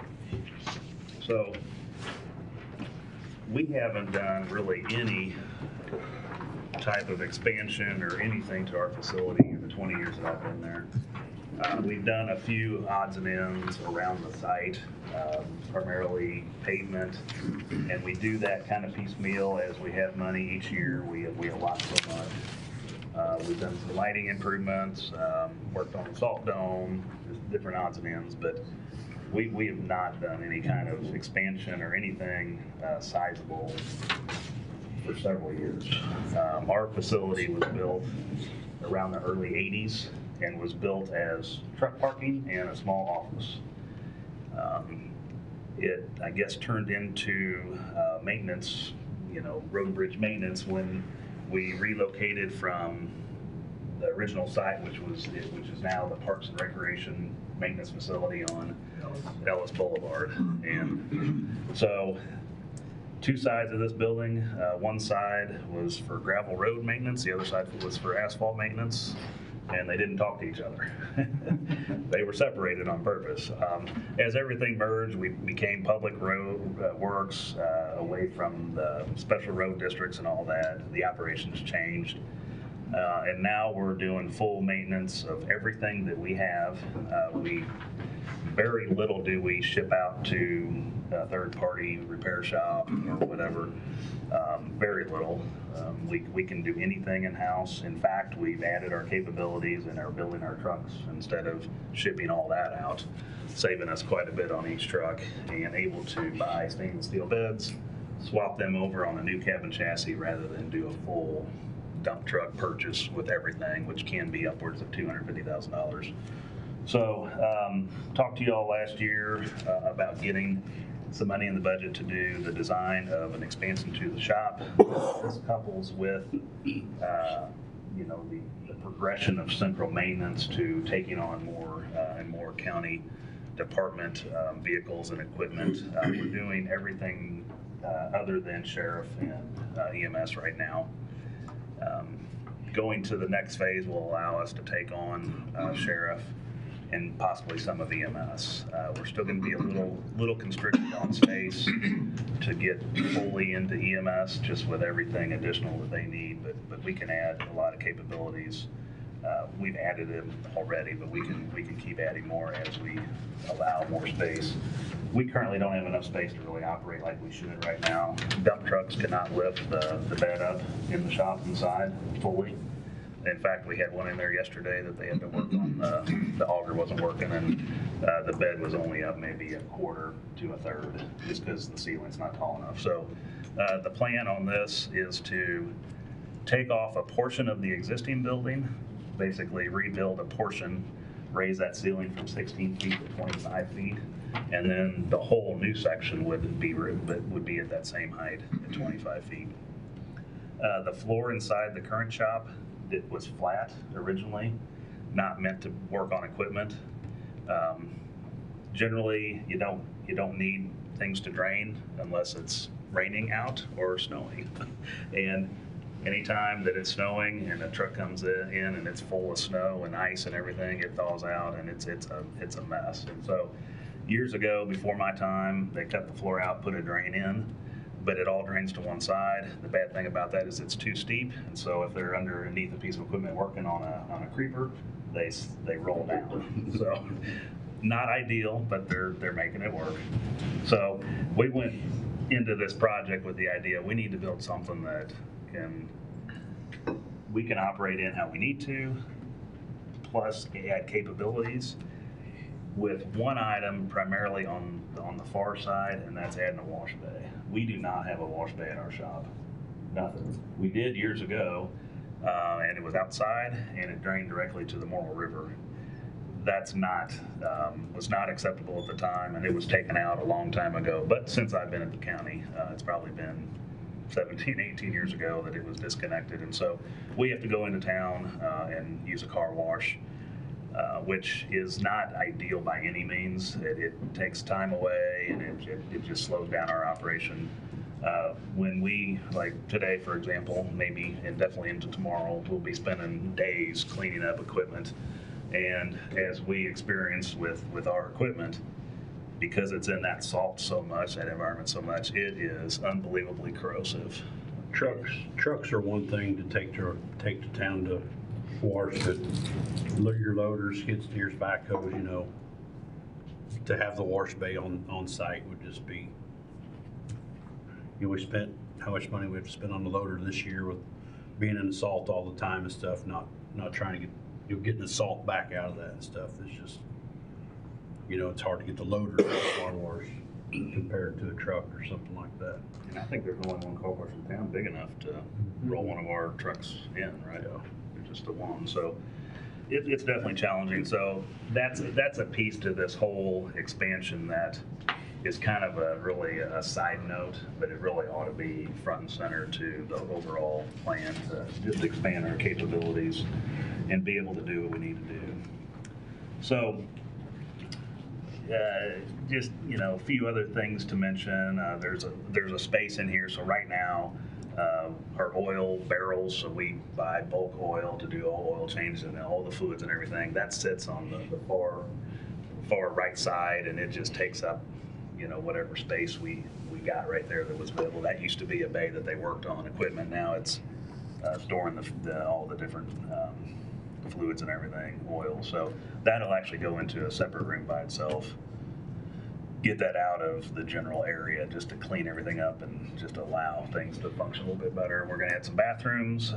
This section in there where those two rooms are, the ceiling can be lowered, so we're actually going to put a floor up above. We're going to move the mechanic office over there and actually get back some of this area that had been used for an office. So we'll actually gain a bay back in the current space. And again, I said add some restrooms, and we'll have another space above that could be used for a meeting room. Right now, our meeting room is what was the former repair shop. It's just the bays in the back. Works for what we need, but having a little better space, and sometimes we don't have enough meeting space to even have different groups in or whatever. So being able to get another space away from some of everything would be helpful. And it's a simple thing that can be done with space that actually exists in the new footprint. So we've got a budget estimate of about, I didn't bring it, I should have. It's a touch under $2 million. That's with contingencies and everything. And what we've been told is that costs will rise roughly about 9 to 15% per year, and that is realistic to assume that. And so at $2 million, if it goes up 15%, we're looking at $300,000. I will say that I've been working on, I don't typically deal with architects in what we do. We're normally working with engineers. I'm dealing with 2 architects this year. One on this project. I'm also working on the building committee for the IC school project, and we're seeing the same issue with costs going up tremendously with that project. So that is real and something that, and I know the auditor did not have it in his recommendation, but we respectfully disagree with that and would ask that it be included somehow, figure out a way to make this happen. Waiting another year is just going to cost more money. It's going to push back the plans to implement full or implement central maintenance, and just continue having to do what we're doing right now. Now would be the time to do it. And I've been told that we're not doing a dump truck changeover next year, just the way the budget's worked out. So we wouldn't have to deal with building a truck next year while this construction's going on. So that would be helpful too. So that's really all I got to say about that. I don't know if you gals have anything to add. I know it has been something we've been working on pretty hard, especially the past few months as things have been coming together at the end. But we'll expect to have plans done by the end of the year, early next year. Even if there's some question about budget and just whatever, if we need to wait a few months just to see how things cycle out with other projects that need to be looked at, I think we can work within that, but we don't want to wait too long and get too late into the end of the year to be finishing a project, because when snow starts hitting, this is maybe a little earlier than normal, but we had full operation going on last night and yesterday, and we can't have this shop down while that's happening. So really, we need to bid it and have construction starting mid-March to make sure we're done by mid-November at the latest. So, does anybody have any questions about that in particular? The last item I want to discuss is just salary, just a bit more salary discussion. But if you don't have any questions about the building inspection, or building construction, I can go into that. Okay, so just some general things about salary. I know we're looking at a 2% COLA. We feel it should be higher based on what we're seeing and where most of our employees are at, which is pretty low end of overall county salaries. And the bad thing about this next year in particular is that we're taking a bigger hit on the insurance costs. And for our entry-level employees, this hits them a lot harder than, say, somebody like myself with this 2% COLA. So, we feel like we need to take some of that into account going into next year. If we can't increase the COLA from the 2%, we did look at an option. It's similar to what was done last year, and that's maybe a blended COLA of a flat rate plus 1%. And this will just help lower or offset some of the additional costs for the lower entry-level employees. So just a comparison, and I put my salary on there to show you what a 2% is. And then that insurance hit. The insurance is the same across the board. A COLA is not when it comes to an entry level and somebody like me. A blended option kind of lessens that burden. It kind of gives the entry level or somebody on the lower end a little better net pay at the end of the day. And if we did something like that, our budget impact would be about $8,000. So not very significant, but I think it would be significant for a lot of our employees, most of which are on that lower spectrum of pay. So that's the thing on the COLA that I just wanted to stress. And I know that discussion really gets into more of next week as things start to wind down at the end. But we definitely need to pay attention to the fact that the insurance hit definitely impacts the lower paid employees more than the middle or higher. And then just some general things, and this is not for this year, but just something that we really need to start paying attention to. And we've been seeing it, we've been tracking it, and we've been mentioning it and presenting it in data to the commission and just the county as a whole. So This year, we've hired 7 new employees. 7 new of our 43 total. You know, that is concerning. Now, 1 was retirement, 1 left for other reasons. Some just left for more pay. Some, we were already down a few going into next year anyway. So, you know, but you know, overall, it's been seven new folks coming in. It's good to be able to hire people, but if that trend continues and we keep on losing people and bringing brand new people in, you'll see the next the table down below. 17 of our 44 total employees have less than 5 years experience with us. The real shocking number is that 6 to 10 years, we have 3 people. 20 of our 44 have less than 10 years experience. Another shocking number is the 20 and above, 20 years experience and above, that's 11. So in the next 5 to 10 years, you're gonna see a pretty significant exodus of people leaving due to retirement. And if we're not building that middle age, if lack of a better term, if we're not keeping that and sustaining that, we're gonna have some issues with succession as time goes on. So I'm going to jump in here real quick, and I don't know what all Eric wants to address, but when Carrie and I sat down and looked at these employees by years of service, the 6 to 10 years really jumped out at me. When you hire someone, there's a percent that are going to leave a year or two just because this wasn't what I wanted, things of that nature. But the 6 to 10 years, to me, needs to be a higher percent. We also talked that there may need to be another career ladder step added. They have the equipment operators 1, 2s, and 3s. Maybe that from 1 to 2, you go to a 2-year process, and then from 2 to 3 is maybe 3 years. And you kind of shorten that window when they get that first career step. And then you may have a specialist, you know, that is actually added. But this is something, and I don't know if it will be addressed in the salary study or not, but this was something that really jumped out to me, that to try and keep and maintain those 6 to 10 year employees, that maybe something needs to be done different. Jay, that was my last driving home point. Sorry. So you did it for me. I appreciate it. That's something we may need to consider going forward. The career path progression plan that we did 4 years ago, I think was great. Had good intention to do it, but it definitely needs to be reviewed and make sure it's appropriate for today. So appreciate you supporting that, Jay. Just some other points to mention, and I know I'm getting really tight on time. I'll finish it up here in just a few minutes. So in the past 20 years that I've been here, we've actually lowered our overall employee base from 46 to 44.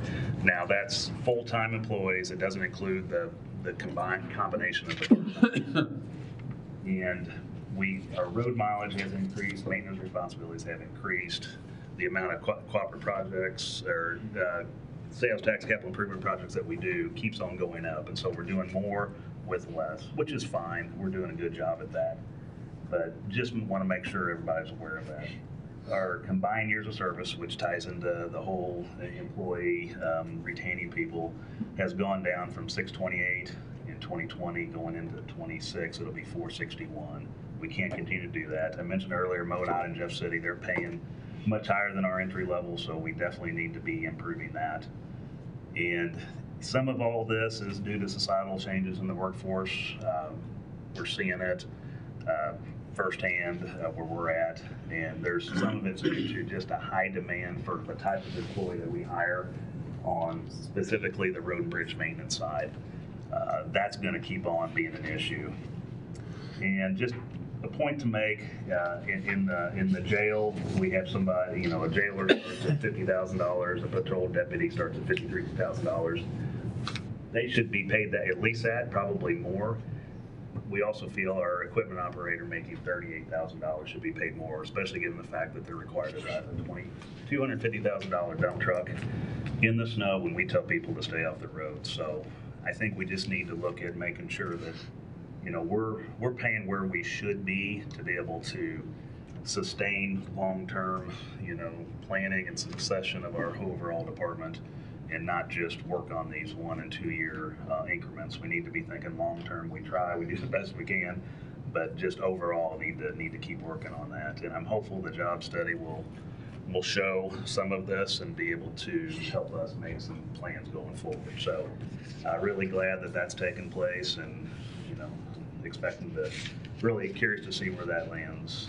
And as Jay said, we do need to relook at our career path plan to do that after the job study's done, see where their recommendation is, and then take that potentially a few steps further. So, and that's all I have. I appreciate the opportunity to discuss everything. As I said when I started, a very complex budget, a lot of things, a lot of moving parts.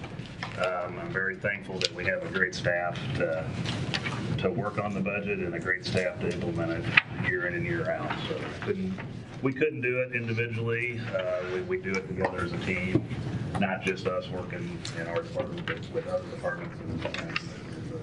And it's an overall team. We just need to keep at it. So, any questions? Brought up Hickory Hill a while ago. Yes. That's going to be done in 26 or starting?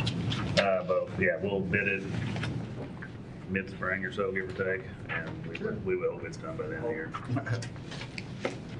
Sure. He's working on Yeah, it'll get done. The plan that it may or may not be, I'd rather tell them that, I wasn't yeah. paying attention, I'm sorry. Hickory Hill. The plane was flying over. So we're doing all, just like 4 miles of that road. Pretty close, yeah. We'll bid the whole thing. Okay. Mhm. Just double check, so. Plans are done. Because it was supposed to be done this year. And Right. I think you said get some of the road and some of that stuff kind of slowed it down, or we did some other projects came up, whatever, so. Really, it just took longer to get the plans completed than what we expected, which with a project like that, you can't bid in mid-year. You really got to be more late spring because it takes a full year to build. Yeah, that's fine. It happens. But yeah, plans are done. We'll have a meeting relatively soon and just acquire the right of way. Now, caveat, if we don't get the right of way, we can't build it, and that's always can be a problem. So we don't have the right of way yet? No, there's no right of way. Okay, so there's nothing saying it's definitely going to be done next year. But, you know, assuming that all. Sure. Sure. Work on that bridge, so I'm just saying. Same people. I'm saying. It actually is part of them, so. Yeah. But I mean, we're actively pursuing it, and the plans are that, and we are open to have it completed by next year. I'm sure there's some of them that won't want to talk to me, but. Eric, what's our There's some of them in order of Brown Road. Put this on the ballot. Yeah, troublemakers. Sales tax ballot, I think it's maybe the 3rd week of January. There's a time constraint there. I don't know exactly what it is. But we definitely have to do that. And that has to vote in April for sure, right?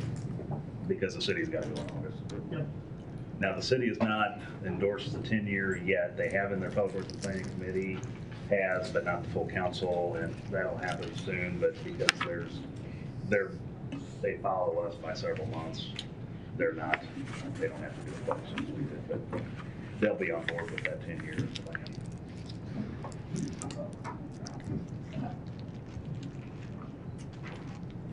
Okay. Okay, 5-minute break. Then we will do health department.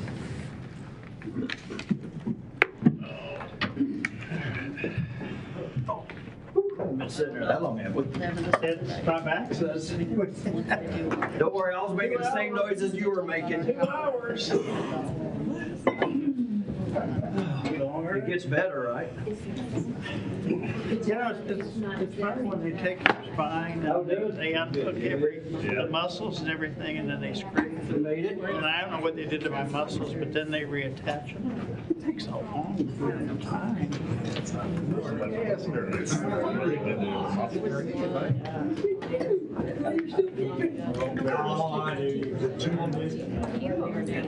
I see your name every once in a while. That's not fun. No, too young for that. Yeah, they took everybody else. That's too long. The grid. The 26 tiers now, I think, 26 steps. Do it now anyway. Then met with, so, yeah. Just here.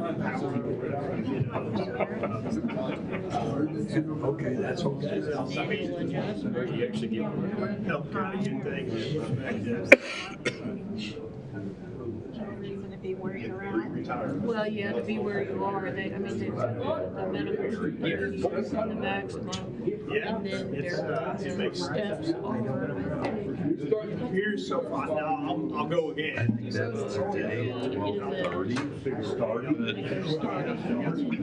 I would like to have a lot. I don't know how we're going to use this discussion. Like, somehow we need to weigh and prioritize.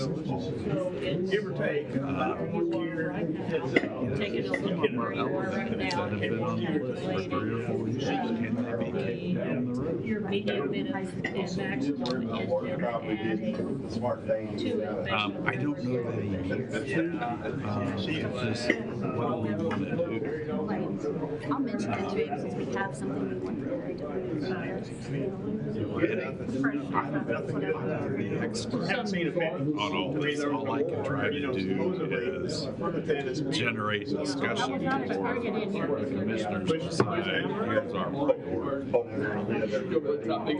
On this step, just with our message to all, because they firmed it up yesterday. Instead, which I hate to say because I'm not as in tune, she was saying that maybe even on the vacation leave that the accrual gets modified at 6 years. 10 years, right, the state is right. We can't pay them more, we gotta do something. It's wonderful. I'll bring it. So I hadn't looked at that enough, but that was something that she said and everything. Some departments in the state are going to 36-hour work weeks. Get paid the same, but you only work 36 hours instead of 40. It's good to have that. All right, well, yeah, thank you. I think the 6 to 10 years. The numbers are there, I mean, it's That will need to be. on what their recommendations. I'm just saying that if the number, yeah. That's genius. Good job.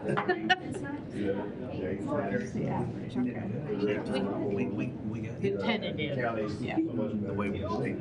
Yeah, well, we have the LPN that I just sent the pay form for. She's reconsidering taking the position because now with the insurance increase, it's a pay cut for her. Because why I increase the insurance and not set a Because of where her salary is. I told them that it's not going to be implemented for this. Yeah, we're at a crossroad with I a know. lot of these things. We need the senior nurse, and I've only been there for 6 years. Yeah, we don't have very many people that have been there 5 years. No. Is your Well, once they're retiring, department- we're not getting it, it's just like. longevity, is that a bigger factor? I feel like it's a big deal for us. Oh, yeah. Oh, yeah. Yeah, our nurses, we spend so much time training new nurses before we leave, you know, and we're behind it. Yeah, we're training constantly. That takes time and money too. Oh, it does, yeah. It's a lot of effort if you do it and then all of a sudden you I know, start over again. exactly. Well, then finding And how many times? well, and we have to convince nurses to come work for us because The auditor's office. Things from the governor's office, the few, you know, just. We're a very single sphere. Now, we do completely different things. yeah, but it's still. But the same issue. See, I don't know if any of this stuff was addressed in the salary study or if this is stuff that we have to get Sheila and others working on, have worked. The salary study people, I like there's 115 local health. 92 of them are run by local boards of health. They are not commission driven. There's very few of us that are commission driven. And they sent the salary study to like all the counties and then wondered why they didn't get any responses for the health departments. I'm like, I told you, they're not county run, you know? Anyway, so I don't know what they got for health departments, but they didn't listen. Eric, do you plan on, and I don't know You guys are if meeting on Thursday, coming back from the I don't county. know what he's talking about. It was scheduled at 12:30. I don't I don't know when Yeah. they're meeting. I haven't heard that. I don't know how things go, how things are gonna go, or if that should be a wrap. Well, I didn't get invited to that. we've kind of listed priorities, because it's always a bigger amount than what we want to. And like I said, the HVACs, I thought that's what they said for Thursday. You or Teresa, someone told me that. But some of the stuff, we've got elevators, one of these days, they're gonna, Maybe it misunderstood. they're gonna shoot the crap, but I You know, if they have it, we could have it like the other interviews will come out the day. And we kind of got, to me, we wait and see what it's gonna cost to Make go the day up. Oh, here's your schedule. over They're today. and see how much we have left. See, we haven't spent, we haven't spent a lot of capital improvements in the last. Is there a salary study meeting on Thursday? And so, If there is, I am. Well, we'll find out the day of, like I'm not everything really else. sure what our total is. So do you think Some people have heard something about it.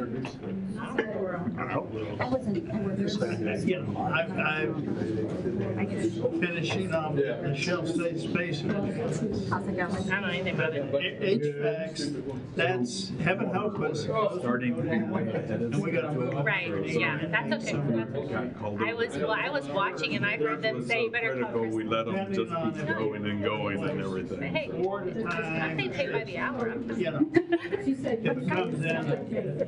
It all pays the same. I'm fine. I only brought 6 copies, so I don't have one for Rob. Yeah, we're good, I can share and everything. So, Those are big, are there other thoughts? big units. Retention areas we need to concentrate on? Well, I told other health departments are going to 36-hour work. But, you know, I think the leave is the new one. Yeah, see, they went with the I don't know, my staff, Well, did I send you my stay interview results? I did stay interviews with all my staff. No, Yeah, I just finished those. I can send you the results because people have some ideas. I asked them, what would make you stay long? Are other things? You know, you get, Some of it is their boss is not retiring, which I don't think we can handcuff them to this, but, you know. that was one thing with public works. I mean, there's a lot of people that are 15 years and beyond. And you know, that kind of also impacts someone younger or looking, saying, but hey, I may not have advancement opportunities for 5 or 10 years. Right. You know. Well, that's what our nurses mean. We don't have career ladders for most of our positions. Well, I always joked with the state, you could get someone to stay 5 or 6 years, you had them hooked, it was gonna be difficult for them to choose to leave. Like the second one. Are we done with that statement? But I just, I say 10, but. to me, the HVACs are my number one priority. You know, I remember about 4 years ago on a Sunday, when the whole system was down. And here, we're gonna have to move them, we're gonna have to, and you couldn't get anybody to come work on them, because they were all over at MU. I guess MU gets priority when you know, they have multiple buildings that have issues. And it was terrible. The sheriff's kind of, I mean, if you, and we lucked out, we were able to get it back up.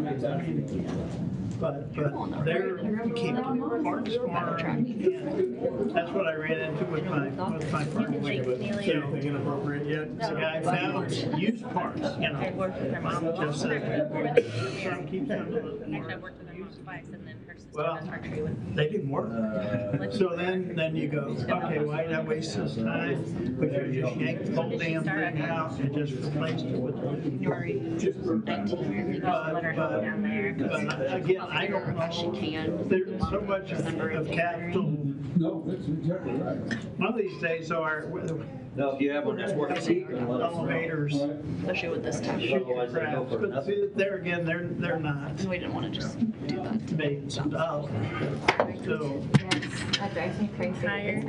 priorities. Lack of, What am I lack of. Maybe we could charge, we could charge people, the public to come and use our car I wash, get to go home. Sorry. make money. We'll let the commissioners wash the cars and charge them $1,000 each time. If I do it, I'm doing it in a bikini. Oh, no. And you gotta watch. Oh. I'll pass. Hi, Christie. Okay, he changed his mind now. Wow. Morning. Morning. So I left you a packet. The first thing I did talk about was, we will, merit raise it. We'll just, what the salary says. But I do want to echo what Eric said is I am concerned about some staff with the 2% COLA and the increasing costs. We just learned yesterday that our LPN that was supposed to start at the end of the month is now questioning whether or not she's going to come work for us because with that insurance cost, the increase in the insurance cost, it's going to be a pay cut for her to take the position. So now, because of the increasing cost, we might not have that position. So going to $50 a month? Well, she would have her family on it too. Oh. And then another idea that we've talked about at the health department before, like I did the stay interviews and people talked about things that would help them stay or things that, they would like to see, is that 6 to 10 year range. How about increasing the leave accrual at 5 years instead of 10? At the state, you worked for 5 years, it went up, I think, to 12 instead of 10, and then at 10 it increased. But right now, current employees have to work 10 years before their leave accrual increases. That's a long time. So, if we can't pay people more, maybe we just need to think outside the box and think of some other, right? And a lot of the health departments in the state, I guess I should say a lot, but several health departments in the state are going to 4-day work weeks or going to 36-hour work weeks instead of 40. Staff still get paid for 40, but they work 36. It's just ideas, things you can do if you can't increase pay. But I definitely think the leave accrual would, like you said, sweeten the pot. So the Public Health Emergency Preparedness Contract, I know back in June when they awarded it, they only awarded us half of the money because that money had not been allocated by CDC for the full amount. And we did receive word that we will get that full amount. We don't have the contract yet. I had to fill out my proposed budget for DHSS. So we thought it was going to be in the 24,000 range, but it will be 48. But that is a state contract that runs from July to June. So It's under what kind of income? it's the Public Health Emergency Preparedness Contract. Okay. 49860 is the line.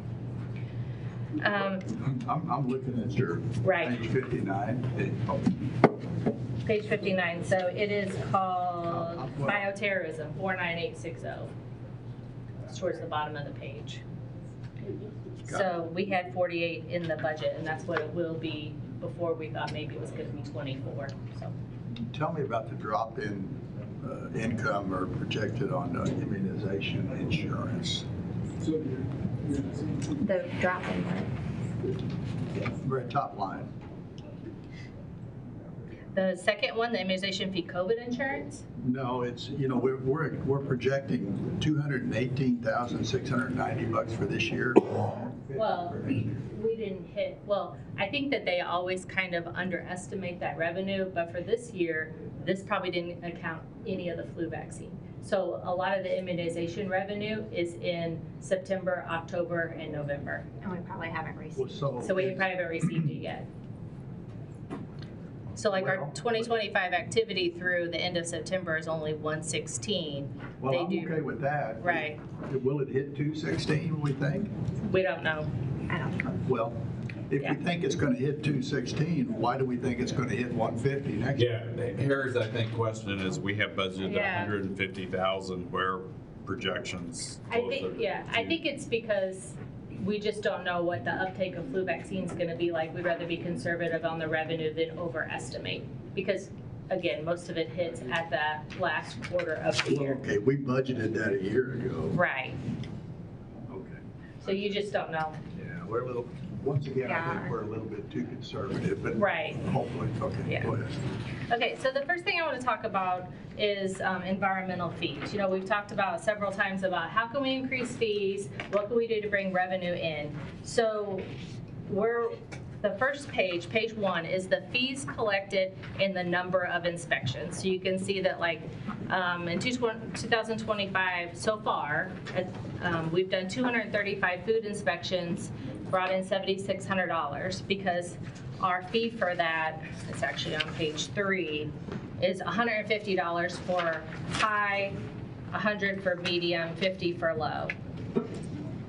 So there's several counties around us that don't have ordinances. They just do food inspections as part of that aid to local public health contract, so they don't get a fee. Our staff contacted counties that have ordinances along with the city, and you can see the comparison there. So for food inspections, also on page 2, you can see the time that people have spent. We just started tracking our time in September. So like for September, October, and November, we've already spent almost 300 hours doing food inspections. That's with their hourly rates, not even benefits, that's $8,200. So we're spending a lot more money doing food inspections than we're collecting. And our recommendation is that we increase those food inspection fees basically by double. So that's the first line of that page 3 is our recommendation there on what we should increase our fees to. Which still puts less than the cities. Correct.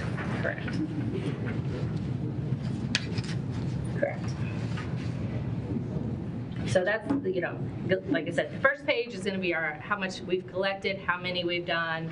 Page 2 is how much time our staff are spending on those inspections. And then 3 is current fees. So like currently when we do lodging inspections, which right now we've only been doing complaints, the bulk of the lodging inspections are done in the spring. All the lodging licensing fees go to DHSS. We collect no money to do lodging inspections. It's paid for out of that aid to local public health contract that's supposed to cover a lot of things. But some LPHAs have been adding a fee to their lodging ordinance for permitting and inspections. So that might be something we want to consider, is start charging those lodging establishments a permit fee, an inspection fee. Because as you know, some of the lodging establishments, we go out and visit quite a bit. You know, I have paid a guy maybe as much as 50 or 75 bucks for every mole he gets out of my yard. Why don't we start charging by the number of bed bugs we find? That would be a lot. So that's, you know, another idea is to, you know, start charging for lodging inspections. We would have to make a change to our ordinance, but it's an idea to bring in revenue. Also, code enforcement, I would like to bring your attention to, you know, we do about 62 last year, 59 visits this year, about 119 hours just in September, October, and November, and it'll be more in the spring and summer for code enforcement, and that's, there's no revenue for code enforcement. That's just the ordinance that the county has. So that's something that we do. And then on-site sewage. You can tell that we spend a lot of time on on-site sewage, and we do need to increase our permit fee for those on-site sewage permits and inspections too.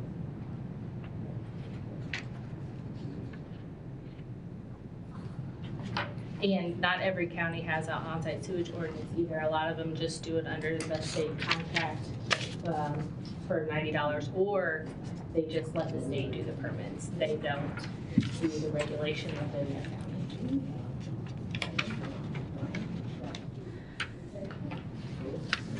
I know that's a lot of information. Do you guys have any questions about that? And do you want us to come back later to talk about increasing those fees? Are you okay with us increasing them for January 1? And Joe is happy to answer questions too about staff time and you know, what they spend their time on and what's most time consuming. I think the food inspection for sure, looking at comparisons.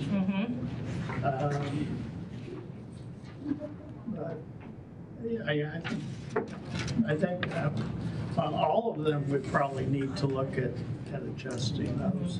Do you have a chart that has the proposed fees? At the top of this one, the bold is 2026 CCHD recommendations. I think environmental is one of those like core public health functions that are always done under that aid to local public health contract. You know, that's where they ask us to do lodging inspections, food, on-site sewage complaints, but that contract also is supposed to cover communicable disease and investigations, STD testing and treatment, and basically anything else that falls under general public health. And it's about $120,000, depending if we get the incentive money per year. So that nowhere near covers the cost of all the core public health functions that the department does. Where's the lodging inspection fee? Don't have that on there? We don't get that. It goes straight to the state, and it is based on You're talking about increasing that fee. We're talking about implementing a fee. We have an ordinance, but we don't charge a fee. Our ordinance basically just gives us the authority to shut down a lodging establishment because the state does not have that authority under their statute. So the fee that is charged to lodging establishments is based on how many rooms they have, and that goes directly to DHSS. We do not collect any fee. So we go and inspect them, and then for DHSS. Right. And then if they need to be shut down, then that's under our ordinance. Correct. The money Why that, doesn't DHSS inspect them? because they don't have enough staff. So the money, That's not my problem. the fee we charge for inspection, we give to DHS? Yeah, we don't even collect it. DHSS Yeah, sends it. we never see, So we're doing- lodging money, we don't ever see. It's part of the general public health, that 49771, which it was 180,000 this year because we got an extra 40,000 of incentive money. But it's part of that general public health aid to local public health contract that covers lots of core public health functions. And lodging establishments is one of them. So But like I Trying to said, get money on a roundabout way. right. We're kind of But it getting does, reimbursed. but it obviously does not cover the cost of all the I services didn't we know do. if that would be under HB, what do you call it, 6 while ago or whatever, the budget, House bill, whatever you're gonna talk to them about And that's- the juvenile facility, because if they're requiring us to do that, but they're not giving us any money for it, it's a That funded mandate. Right, it used to be called the Core Public Health Contract, and then DHS realized that it didn't cover the cost of everything they require, so now they call it a supplemental agreement. But that is the aid to local public health line, that's what Missouri is 51st in the nation for. We are the very last in the nation for public health spending on a per capita basis. And that is the line. So yeah, that money comes directly from the state legislators and it's passed through DHSS to LPHAs. They have a formula that they figure it out what LPHA gets how much money based on a lot of factors, but we are 51st in the nation. Why do we have an LPHA instead of a district? What do you Because a lot of them have districts that aren't run by the county commission. They have public health centers that are, I think it's because we're a first-class county, we don't have a mill tax that goes to a local board of health that runs the health department. Okay. Because I know they were run different in different counties. Right, 92 of them are local board of health. And then there's some that are city county, and then there's some that are commission run like us. So we're also worse than DC or Puerto And Rico or Mississippi. Mhm. We are, yeah, and Mississippi. We are. Right. 51st out of 50 states. Right, So I we think got it's, yeah. DC. That's nothing to be proud of. It is not. Well, maybe some of them are spending too much money. If we're 51st, maybe we're doing it right and they're just spending too much. I doubt it. If you look at our infant mortality rates and our smoking rates and our obesity rates, we're not doing it right. What are you gonna do to keep them from smoking? Maybe we increase the tax on it. I don't know. I mean, We're even the also homeless less than people got enough money for cigarettes. That's a battle for another day. They got donuts, yeah. So, Right. So do you guys have any questions about that? Do you want to bring those us to bring those back? I mean, how do you feel about adding a fee to our lodging ordinance? I think it's worth looking at. I'm kind of curious about the money, but I mean, we're getting some state money for something. Correct. And the state money we get, I'd like to trace back to what House bill under budget.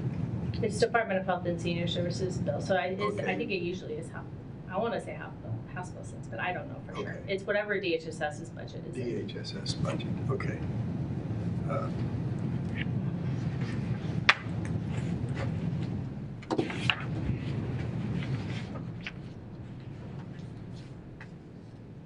It sounds a little weird that we have to enact, I mean, we have an ordinance to make it, to punish or whatever, right? Mm-hmm. And the state doesn't. Right, but we can be stricter than the state. That's how we. I'm sorry. We can be more stringent than the state. That's Well, how we are able to do that. But DHSS does not have a statutory authority to shut down a lodging establishment. I don't know, it just seems a little backward in there that we're doing the work, not getting the revenue that, or the expense, we're not being reimbursed for the expense that we incur, and then we even have to enforce it. Right, and they would say that part of that aid to local public health funding is supposed to go for environmental staff, but it is not enough to cover everything that they, because like I said, that also is for communicable disease investigations, STD investigations and treatment. There's a whole list of things that we have to do as part of that agreement, and the money they give us does not cover the cost of that. So can we charge fees to make it so that it at least covers the cost? I mean, we could, like, for lodging, we could add that to our ordinance. Other health departments are doing that to try to increase their revenue. Copy, paste, and assemble, and that's called CPA work, by the way. Somebody else's ordinance for that? I'm sure we can, yeah. All right. I'm sure we can. Well, it's ludicrous to do the work and lose money on Yeah, each. well, like, code enforcement, that's an ordinance that we have that we get nothing for. Yeah. Well, I'm not That was all- started before my time, but again, that is also for the benefit of public health. So a lot of what we do, benefits public health, whether it's a few or many, that we do not get revenue for. Yes, look at that. I would ask it, maybe throw some stuff our way, what other counties have done, how it's working for them. For lodging. Yeah. What did you think about the food fees? Are we low? Are we too low? We're $150.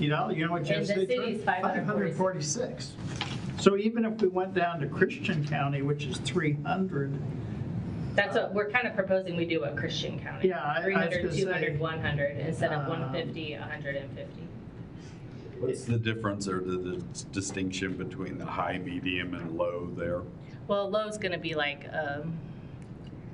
lemonade stand, gas station that has hot dog rollers, things like that. High's gonna be someplace like that has full service. more Is it a full service risk- restaurant. perceived risk versus Yeah, Definitely, yeah, the customers or food Usually itself. hazardous food. Yeah, the food itself, like buffets, for example, a lot of opportunity for things to not go good there. So with food being out there, so those are going to be high priority.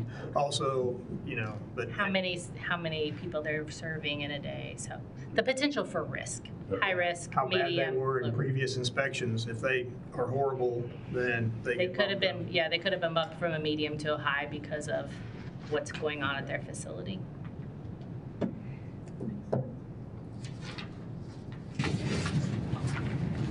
So the food, do you want us to bring that back? Are you, Yes. are you okay with us increasing it for 2026? I think I'd like to see Okay. proposed increases for both. We're going to get hammered for doing it, but we're Right. going to have documentation as to why. So what else would you like to see besides a comparison of other counties? I think anywhere where we're sort of outside of the norm, where you live. Okay. And Well, I maybe we can't see losing money on every inspection, lodging, things like that. So if we can, The last time we did a food increase, food permit increase, it we didn't have any feedback. I mean, there was very little complaints with our, I mean, because they knew that it was not very high. I mean, our food permits, you know, we only went up $50 at that time. Well, if you're $150, they shouldn't complain Yeah, at all right. about that. Yeah, they know that the city charges a lot more, so, or at least most of them do. We also try though, because we do have some people that are, you know, at the lower end and they don't maybe get as much business out in the county as what the city does. So, you know, some of your like Russellville areas or whatever. Christie, at one point in time, there was some talk about the city no longer doing food inspections and relying totally on us. Has there been anything else brought up on that? No, I think they must have put it in their budget for next year, so. We are doing childcare. Yeah, we are doing the childcare within the city, but we get paid per inspection by DHSS for those. Childcare is a little bit different. Every inspection we do is just a little bit different, right? It's kind of complicated, but we have not heard anything else about the city not wanting to do food inspections. And at that point, we would have to have an agreement with them and pass the ordinance to be able to collect those fees and have more staff, because that's a lot of food establishments. Okay. So we'll try to get that on I know next week is pretty busy, but we'll try to get it quick so we can increase those fees for 2026. Okay. And I'm sure we can find a model lodging ordinance to bring to you. Okay, so the next issue I want to talk about is the nurse practitioner, and I know Jay did put this in the budget for next year, but it's also a complicated issue because it's not just about the revenue we're bringing in. Hopefully, it should be a savings for the county on the insurance. I think we're still, like any new business, it takes time to build a client base and get the word out there.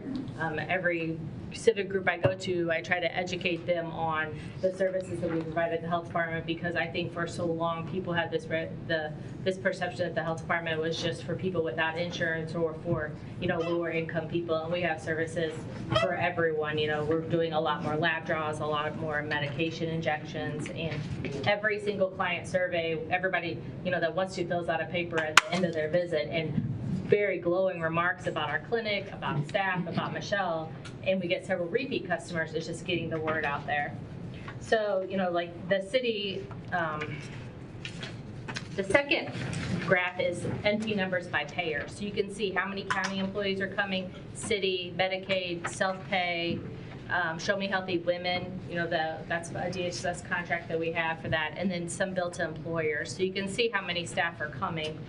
The city, we did talk to them recently. I think they're going to stop having their employees use sick leave to come to try to encourage them, and they also reimburse their employees like 20 of the $40 if they come to us instead of going to the doctor. So, you know, we would like to see the county incentivize staff to come, you know, decrease the copay to $25 or lower, because I think that some people think, well, it's still cheaper for me to go to the doctor. I'll pay that $30 to go to a different doctor. They're not realizing how much money the county is being billed on the back end for that visit, where we could save money from our insurance fund if they would utilize the nurse practitioner. She's also planning to change her hours in January to try to accommodate more business, more hours on Fridays, because it seems like Mondays and Fridays are the busiest day. So, and then we talked about getting a sign. There's a quote for that. So, like I said, this is the nurse practitioner numbers. She did start in July of 2024. Before that, we had the nurse practitioner that came twice a month that did the well women visits, and we paid her $500 a day, and she's no longer available at that rate. So, you know, there's some services we have to keep, and we would have to pay more for those now. So, as you can see, the numbers. I think once you've used our nurse practitioner, I mean, I have a great family doctor. Mm-hmm. I can't get in to see him when I'm sick. Right. I can make an appointment. I go see Michelle. Like I said, I people, got a everyone that's prescription come if I has need been it, and very I'm happy. out of there in 15, 20 minutes. You're not sitting in a waiting room with 40 or 50 other people coughing and hacking. Right, for 3 and- hours. But it's, my suggestion too is that if one of our employees is unwell, that again, they could call and see if there's an opening. We would pay, they could just take off work, run out there real quick, see Michelle, and be back at work, and we wouldn't have to use any sick time to do that, And which would hopefully it encourage prevent them them to from do going it. to like ER, the ED or urgent care after hours if they could just run out real quick. So, But I'm sold on it because it's just so convenient. And now everybody's fast food, fast drive-through. They want quick service. You can't get any quicker than you can with our nurse practitioner. is it all the reviews, I can bring in stacks of, all very positive comments. It's just getting the word out. Like I said, it's almost like any other new business. And people, frankly, they don't read the emails. We'll send out emails. They don't. And if they're not on Facebook, they're not in the newspaper. So we're just having problems getting the word out. We've been sending it to our clients that we do like biometrics for. I've been trying to do civic groups, just trying to get the message out about the services we have. Because even lab draw services and medication injections, we can do it quicker and usually cheaper. So that's what that last page is, the clinic total. So that's like all the other services we're doing. And you can see that over last year, all our numbers have increased. And December's not on there yet, obviously, because it hasn't occurred. So on that first page, you got the nurse practitioner numbers. Right. Last column is total money brought in. Mm-hmm. That's just what she charges. the charge. Mm-hmm. So have we sat down to see, whatever they came in for, what it would have cost if they did go to their doctor, to the urgent care or emergency room or whatever to show how it actually affects our health insurance? Because I like the idea, but we have to be able to justify it. And I'm probably going to go down kicking and screaming trying to save it, but. I think we'd have to get people's their explanation of benefits, but I will tell you that one of our staff, before we had Michelle, one of our staff went to urgent care for a strep test. I don't know if it was for them or their child. Between the visit and the strep test, they paid out of pocket $630. I don't know what was billed to our insurance. For Michelle, that would have cost them $45. So if our person paid $630 out of pocket for that office visit and strep test with the HSA, I don't know what's billed on the back end. But again, it was $45. And so I guess depends if you have an HSA or if you have the PPO. I don't think that shows what you're I don't think it does either, and I don't know how not the money brought in necessarily, but that's where I saw it helping more was with. But just look at 45 versus 630. And that's not reflected here at all. Right. So that's, I know, so PPO is gonna be different than HSA, but.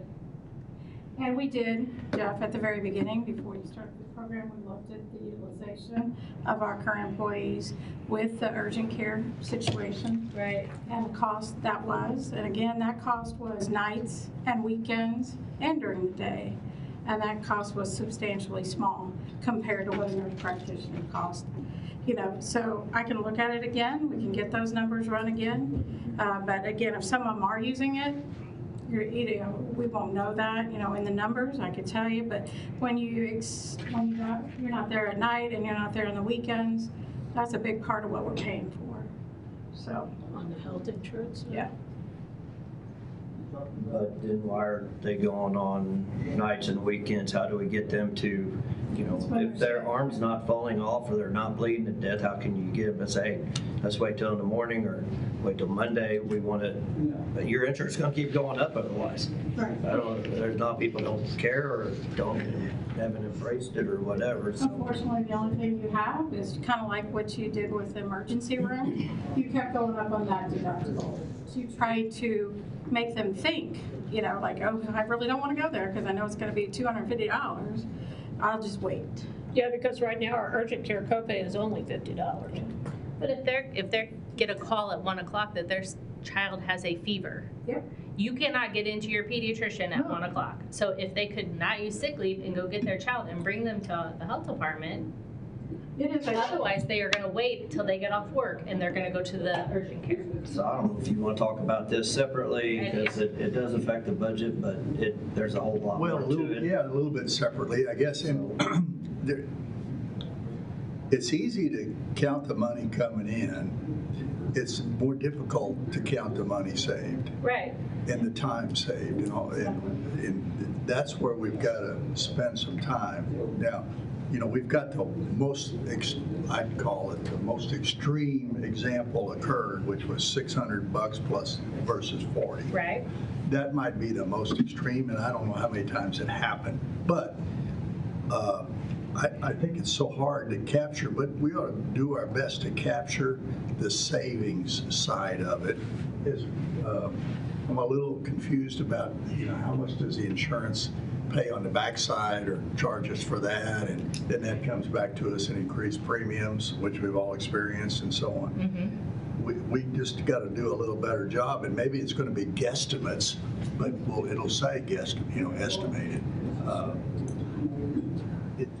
It's too much to handle right at budget time, but I think we've got to do more proving of its value. And I helped a relative go there 4 times for an injection. Perfect. Bam, bam, bam, bam. 4 times in, 4 times out. Right. Easy. Wheelchaired in, wheelchaired out. And I guess it was $40 or something. I can't remember what it was, but it was well worth the time. It was 20 because of medication injections. I don't remember what it was. Right. Okay, so right. That's perfect. I think we can get more employees if we explain to them that Were you part of the learning in retirement thing that we did before? Yeah. Okay. And someone asked at the end, can I come to get earwax from him? I'm like, absolutely. So it's just getting the word out. People don't realize, and the other thing that I can't put a money to or monetary value to is the other services that Michelle does, like the Show Me Healthy Women program. She consults me. Our previous nurse practitioner would not see men for STIs. That's a huge problem here. So Michelle will see men. The other, visits, we had, a complicated communicable disease investigation, so we can go to her for those kind of things to consult, because we lost Chesney and she had a lot of experience. So it's hard to put the value on the other things that Michelle does at the health department that we might not get that $40 fee for, because she is an expert in some of those things and we can rely on her to be there to answer questions and to help out with those other services. And we do need to continue to do Show Me Healthy Women. We have a contract for that, so. If our employees during the day can just run out there real quick, see Michelle, get a shot if they need a shot, get a prescription, and be back at work in 35 minutes. When we started this, we had a bag of money over here to we use thought we up. did, yeah. And I guess we used it up, right? Well, it got cut, DHSS and CDC. Okay, that's where I was going with that. Is that ever renewable? Will that ever come back? No, that was part of the COVID ELC money. I don't think that's coming back. Okay. Well, It's currently in the budget for next year. Correct. Right, the nurse practitioner. And we, like I said, we're always doing what we can to reduce costs. We did an LPN versus an RN. We want to increase our environmental fees, but public health departments are part of the core services, and we're not for profit. We're not a moneymaker. You've done a very good job of accumulating by type of service, by where they work. Mm-hmm. I wonder, do you have the stats for which day of the week it was? Yeah, our EMR can pull a lot of things. So like I said, Monday and Fridays are busiest, and that's what we were talking about, increasing those hours on Fridays. I'm just curious as to how that works. Do people sprain ankles on weekends and come in on Mondays, or do they go to Beer 30 on Thursday nights and come in on Fridays? Or they're like, oh, I'm feeling a little sick, I'm gonna get this checked out before the weekend. Yeah. Yeah, especially with the holidays, yeah, we're busy. You know, Yeah, some we of had them a lot have of probably people over on partied on Sunday because they watched too much Dallas Cowboy football. Maybe. We'll have to track our usage on the Super Bowl Monday, right? But we do need, and we're talking about maybe some kind of a signage that the public can also utilize our Right. practitioner. And so, you know, it, again, rather than sitting in a waiting room for 45 minutes to an hour, other sick people, they can. Like I said, it's just getting the word out. So in the public that we help, do we bill on the back end for their services? No, it's all, that's the self-pay. On the NP numbers by payer, that's self, is the public that just come in to pay.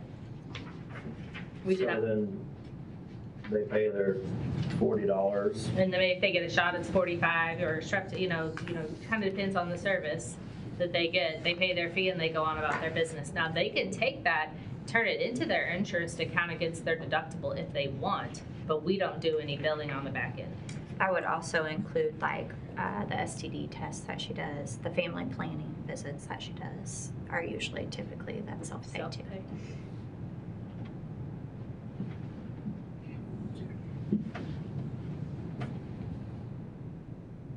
So I guess next week during, and will we have a schedule for that? Do we know what day?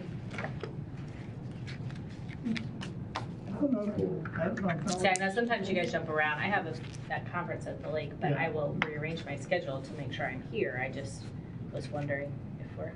Check with Melody, I think. I don't, we've got 2 days set aside. I don't know if it's specific breakdown of Could we might departments we're talking work about. around your schedule a little bit then on scheduling you, if that would help. That would help, because like I said, I'm supposed to be at that conference. We're pretty nice most of the time. Well, I just know that sometimes we jump around, so. Okay, Any other questions for us about the health department budget? no, because we're past your time. so Sorry. we've got Melissa. I know Melissa's going to be at least 45 minutes. Was that all you had then, Christie? Yeah. Those are my two big If it goes issues. over, it goes over. I mean, we just. I know.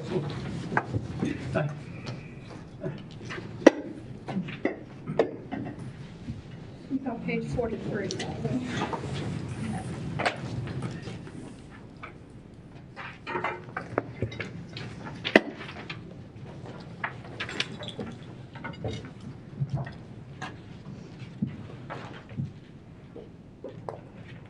Okay, well, I looked at the budget and, the numbers look pretty good. The only thing I don't see, and this isn't something I added to my budget, but I did send in the email, was about the plat books.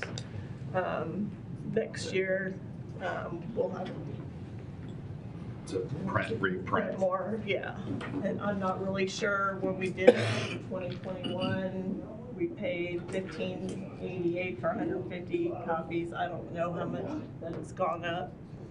So I estimated 1,800 because kind of the middle between the two quotes that I got in 21. So it'll be around that amount. The Esri software licenses, the number that I gave you guys, it may actually be a little bit lower because I guess they've gotten a lot of complaints about the licensing changing, so they're gonna start kind of phasing it in a little bit more gradually, but I still think that's probably a good number for my budget, so I'm good with that. But everything else looks, I think everything else is what I asked for, so. Do you guys have any questions? Melissa, how old is the flyovers and what year do you expect to redo that? Well, last year the state flew the 6-inch leap off, so we didn't have to fly it. and we only fly about every 4 years or so when we were doing it. And I'm hoping that our Missouri GIS Advisory Council, we have a working group. I'm hoping that we can somehow work out having the state fly it again. And I mean, it saves a lot of counties a lot of money when the state flies it versus us having to fly it. But there's no guarantee that that'll happen. But we won't need new imagery for a few years.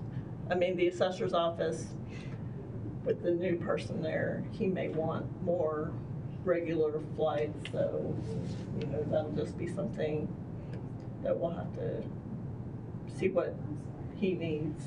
But, yeah, I'm hoping that the state will do something to keep that flying half of the state every other year or every 2 or 3 years. That would be great. Because it's useful for lots of different people in the state, and it's no sense in duplicating effort, you know, so. Okay. I would think that some of the assessors' work that they're having to do now to play catch-up could be done with drone work. Well, is it feasible to get somebody in the county licensed for drone work? I know emergency management has some people that do the drone. It was. I don't know if anybody still does. Yeah, that's like a, yeah. Yeah, I'm not sure if they, I know that we had talked about doing, and with my new software, supposedly I was going to be able to have the option of doing like some change detection, like looking at one aerial and it kind of picks out the shapes of buildings, and I can look at the other aerial and say, okay, this shape wasn't there last year. I haven't messed with any of that yet, but that's something next year that I'm going to be really looking into, seeing if.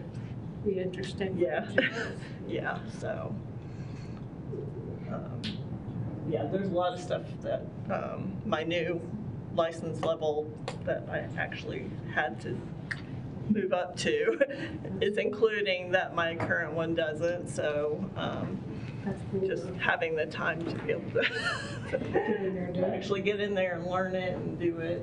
But yeah, I am kind of looking forward to it because I like stuff. But if you guys have any other questions? I just want to thank you for all you do, because you do much more than.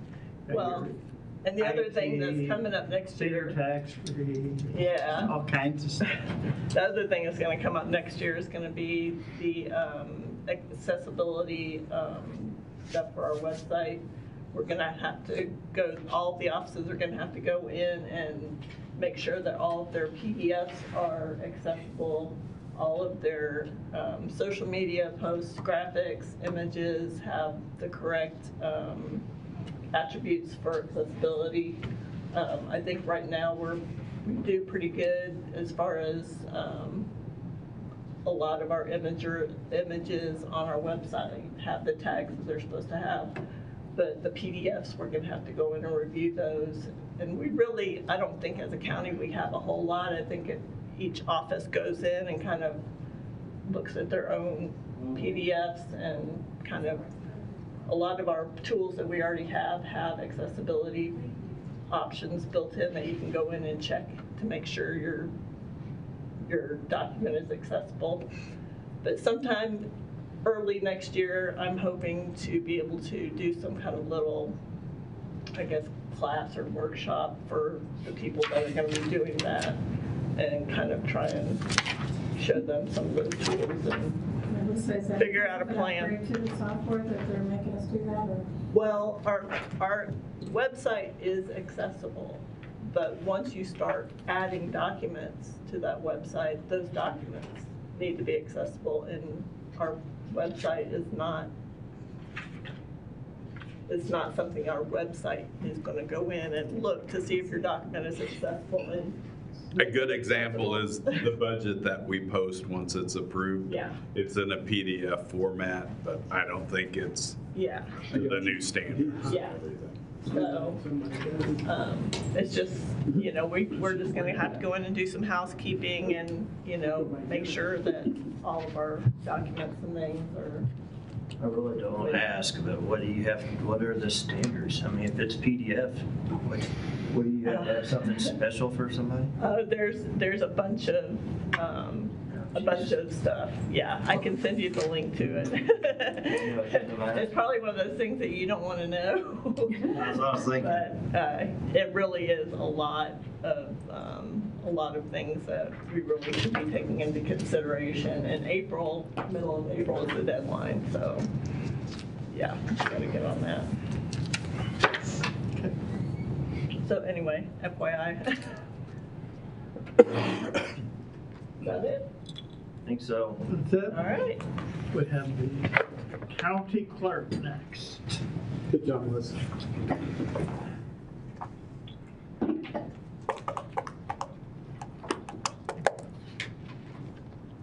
I only had a couple things. What page are we on real quick? 29. Pretty minor. Thank you.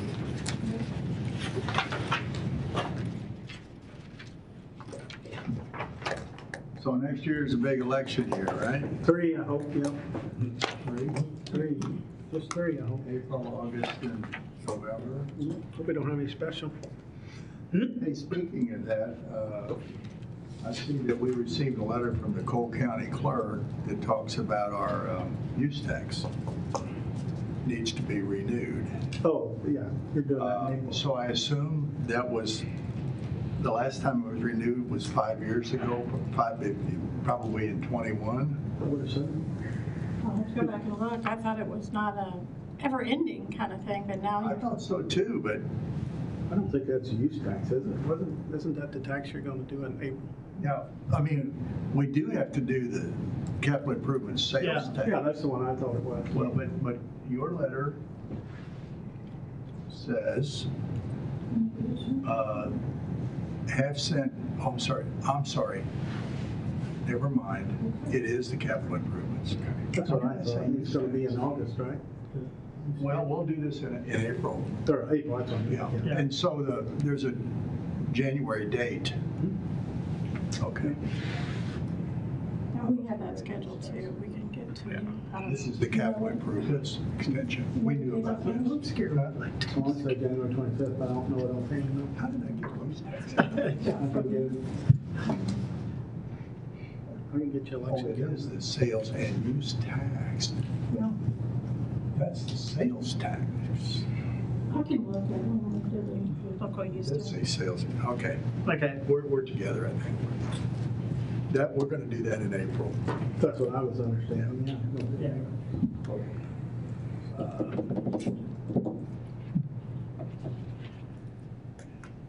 The only other thing I got, Jay, is I think you put this internet contract, 1,800 on here, which should have been out of our election services fund, because we agreed to pay for it out of it.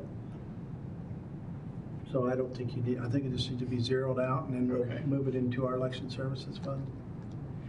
That's the agreement I had with Brian when we got it, that we would pay it, so.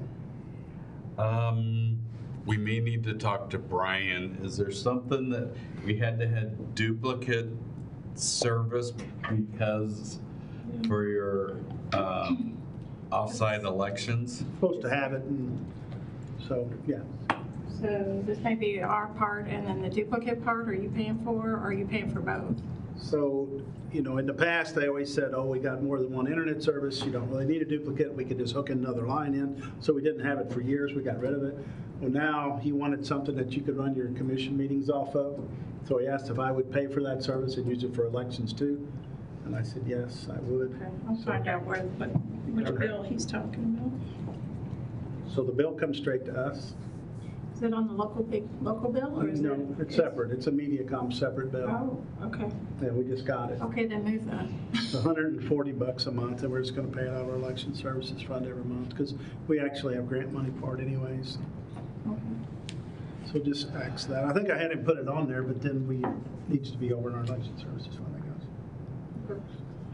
So there you got an extra $1,800 you can put. Yeah. Got any more? Yeah.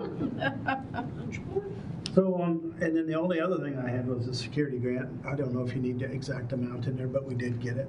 12,781.59. Is that on So that is going the to building be, maintenance? How much was that again?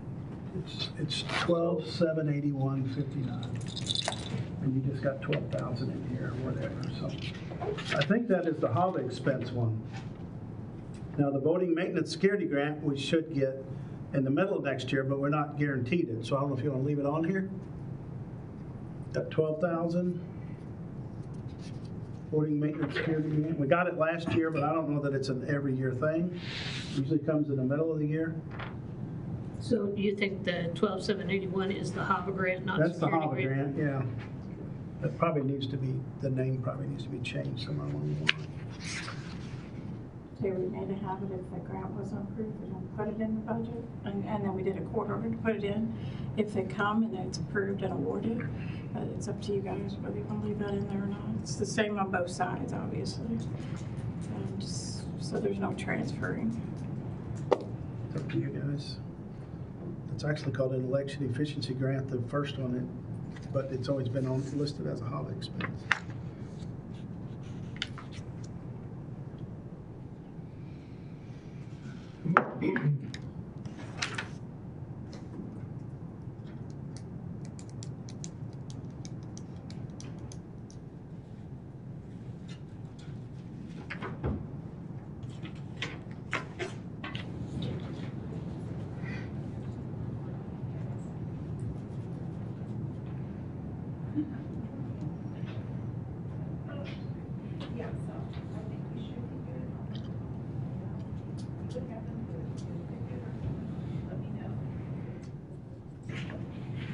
You ready?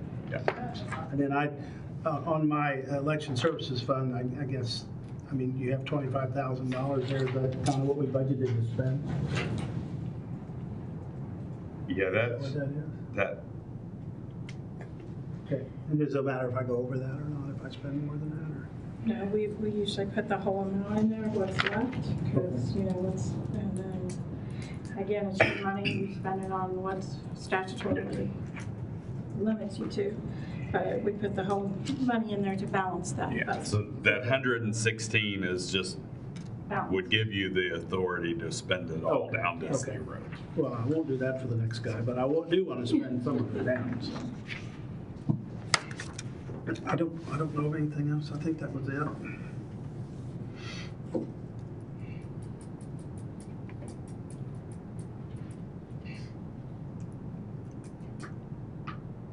I did see where you raised the surety bond.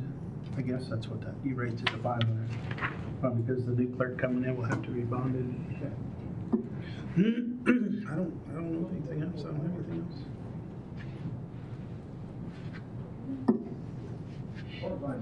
Any questions, men?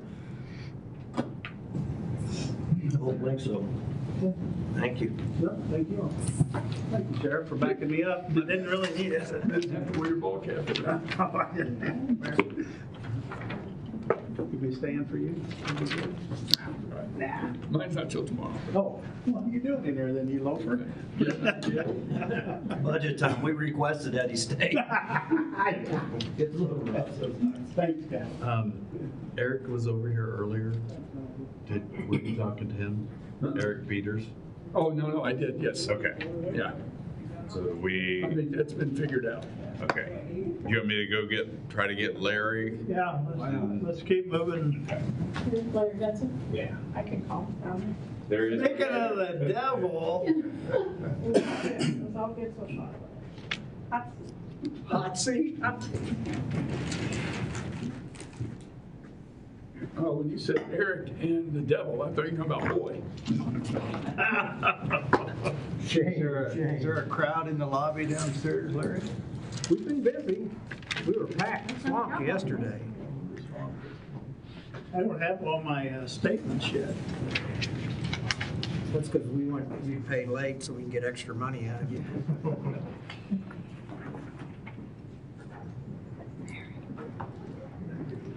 Who does that go to? 24.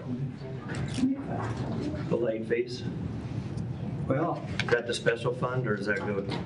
Special fund? A little bit to the retirement fund. Some goes to SERF, some goes to the county, and some goes to each of the taxing jurisdictions.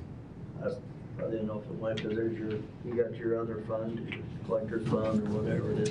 TMF, Tax Maintenance Fund. The county and the TMF fund split their portion as 50-50, and the SERF gets Just ending up for a minute. probably 60 or 70% of it.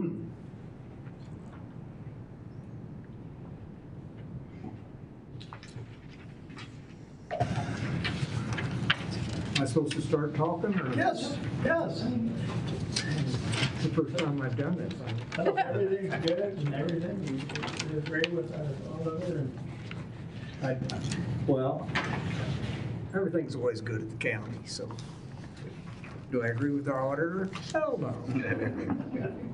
And I doubt that that ever changes. But I still think he's a nice guy. I really only have two concerns in my budget. One is the salary line item, and I've talked to Jay about this, that it will be corrected, but what is in there right now does not, I think that's based off of the same 4 employees we had last year. Doesn't include Janice or Lexi. Of course, we won't have Lexi going forward, but Janice is not in there. A little bit of bitter there. Gotta get smoother than I thought. I was waiting for the. Aren't any shots fired? Yeah, you're asking why the sheriff's here. Let's just be honest. I just want to see her flop on the floor. Let's be honest, if they wouldn't have You for suggesting it, you for hiring her. if they wouldn't have got her, I would have went after her next. So she was going to leave regardless. So. It's a rough crowd. And because of that, you should just give me whatever I want. Here, you want to wipe your tears away? Love more vacancies. That's still pretty damp from the game Thursday, but you can use it. Yeah. Sorry, I had to throw that one in there. I had to throw that one in there. I don't think there was. I don't think there was. I had to have one more jab in there. It doesn't happen very often. We're usually on the losing end. Oh, boy, I'll tell you. Rough crowd. So Larry was mentioning salary, but in general, are we making a separate list of the salary requests? Because a lot of times So we will update for any changes that have taken place. We have to do a snapshot. No, I mean for the salary adjustment requests, because we've had some different requests. Well, I guess that becomes in the discussion next week of whether you want to entertain. Do you want a list of those separate requests? A lot of it got back that there really was no direction prior to them putting their request in. That's something that may need to change future years, that just build into your request what's going to be recommended by the auditor up front. But you do have situations Separately anyway, so I think that's kind of the way they were coming at it and throwing their different requests kind of in at the end. But yeah, you do have, like Public Works. Their hope is something else would be done. This year, we were kind of tied a little based on the salary study coming out, that I didn't want to do something different or unique for different places. Another thing to consider is how often do you do a flat increase without causing compression? And all those situations. But yeah, we can put together a list of who was looking at doing something different. In our recommendation, we did not include any of those type of increases unless they were a career ladder increase or something of that nature. We did not include any merit raises. So what I'm just asking is, I realize all that, but we have other requests like Public Works, for example, and I don't know if we'll have other ones, but we're gonna keep those separate, just address those later on. Could we concentrate on the collector's budget right now? You said something about salaries, and I got sidetracked, sorry, and shiny object. One of the I thought we things. were done with yours. Yeah, in Larry's, Gretchen's down there for two more months, or in January and February. We didn't include that in, at the time. There's some differences in salaries, and, things change, timing-wise always change. So those are some of the things we will be updating. And we will be replacing Lexi. I decided not to try to find somebody at the end of the year. It's just not enough time to train somebody and do anything with that. So we will be replacing her, start looking after the first of the year. So I just want the commission to be cognizant of that fact. The only other issue that I'm concerned about is my printing and binding budget line item. I had 34,000 is what's being recommended. I thought I'd change. We talked about that too. We did. So we talked that on that you were wanting to go 50,000 to the 50,000, and I'm good with that, with the plans going forward. I actually didn't have enough money to pay the last printing bill I had for our tax jacket, so I paid that out of the tax maintenance fund because I didn't know, I wasn't a good time to try to take money from other funds and move it around. So I just covered that cost. And back to the payroll one again, I don't know, I offered to do an MOU. I don't know if that's on the table or not, or you all are taking care of that. I'm still fine with doing that if that's what's needed, but otherwise I don't think that's reflected in any of this either, so. You want to jump in there, Yeah. Debbie? We do have an MOU ready for you, Larry. It's for one FT. We would then take it out of the tax maintenance, and it would increase your salary line, of course, by having that extra one in there. We did not do any more MOUs for any of the other adjustments for the overlap for this last year or this current year. We did not do anything, just leaving it go as is. But there will be an MOU coming your way. And that's for basically Lexi's position? Yes. Okay. But everything else was being absorbed. Because it technically wasn't in that position. Yeah, it's always great to pay for an employee you no longer have, so. Hey, Larry, did you just save some money on postage by combining tax bills for more than one taxpayer, but they're in the same address? Well, not intentionally. No, I can, it's okay. I mean, it's a smooth move, I think.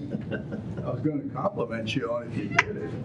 Well, we did it, but again, not intentionally, because we have had some people that have complained about that, getting their children's tax bill and with theirs, and they want them separately, so.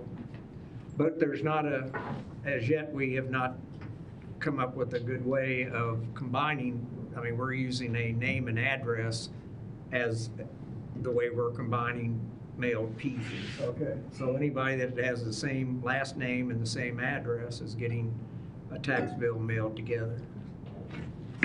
I thought it was a genius move. Saves us But I take it back if you don't want. No, just kidding. No, I mean, had to save some postage. I mean, we made the conscious decision to do that.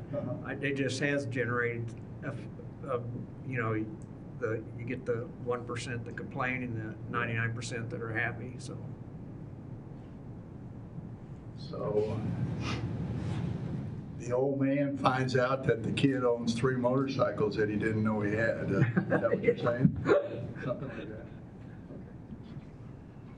Basically, yes. So those, really, the printing and the salary issue are my only two items. Other than that, I'm very happy with what Jay's recommending and what I've recommended. And Easy peasy. other than losing an employee. Don't look at it as losing an employee, but like gaining a different one. And we're gaining a purchase. Right. Yeah. And we talked about bank reconciliations earlier. Mark is working with Gretchen and staff down there to get the collector's accounts reconciled. Mark will get our staff trained to assist with that going forward. But we're real close to being totally caught up there. Thank God. Trying to remember what you did a year ago is sometimes, well, for me, trying to remember what I did yesterday is sometimes difficult, so. But it's working out pretty good. Other than that, if you all have questions or. Nope. Thank you. Eric, it's your time too, sorry. Is that all right? Teasing. We're after Larry, right?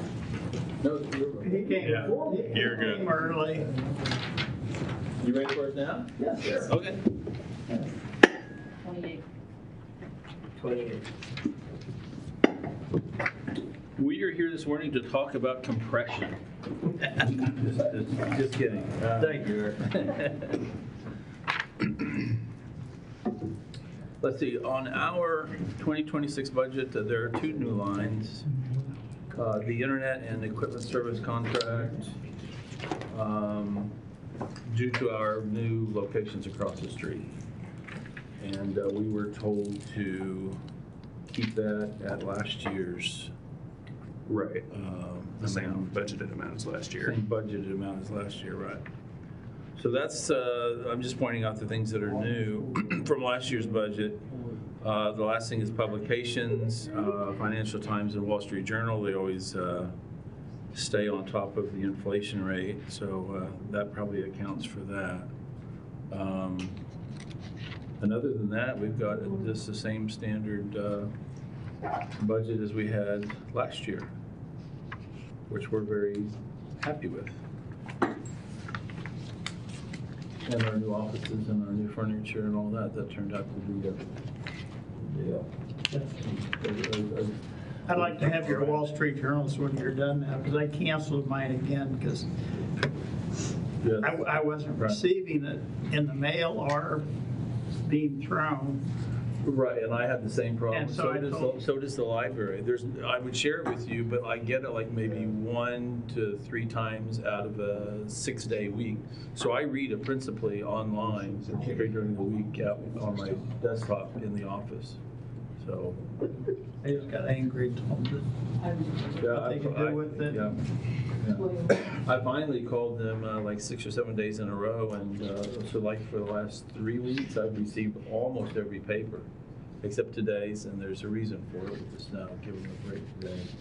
I would also, as long as we're talking about the budget, if I can just make kind of a soft-spoken support in favor of a 3% versus a 2% raise for county employees. Whichever metric a person looks at, whether it's the CPI or whether it's PCE, they're saying the same thing, about 2.9 to 3%. And I would just put this forward now, since the salary study's on the way down the road. Soon, hopefully.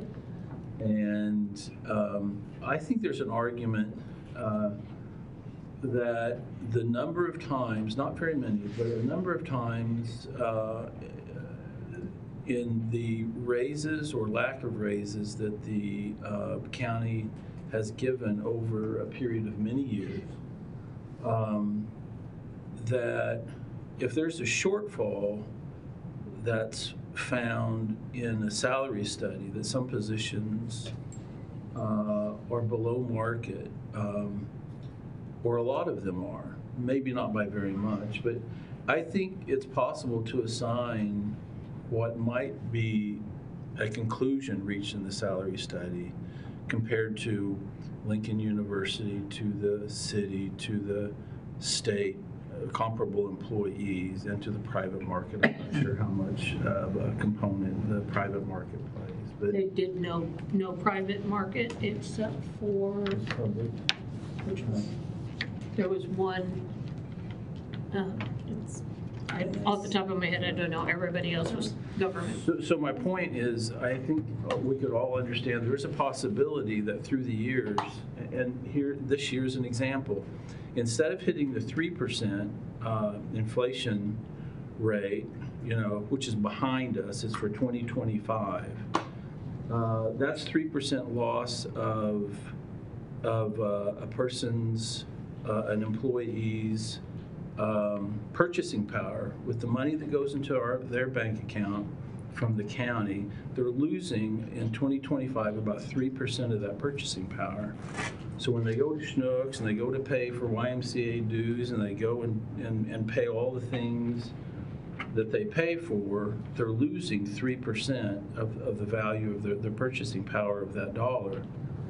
And so if you do that enough years over a long span of time, and the city doesn't as much, or the state doesn't as much, that can account for some of the, again, this is just a prediction, if there's, our salary study shows us as being behind our other public institutions in the area, you could assign a portion of that to not keeping up with inflation when other, competitive employee competitive institutions around here pay that 3%, for example, this year.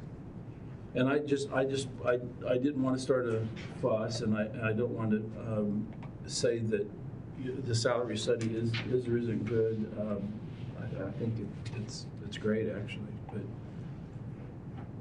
if we do this every year for the next 5 or 6 or 7 years, just as a hypothetical, and the state and Lincoln University and City of Jefferson do something different, as in they give their employees, we'll be back in the same, modest hole in a number of years.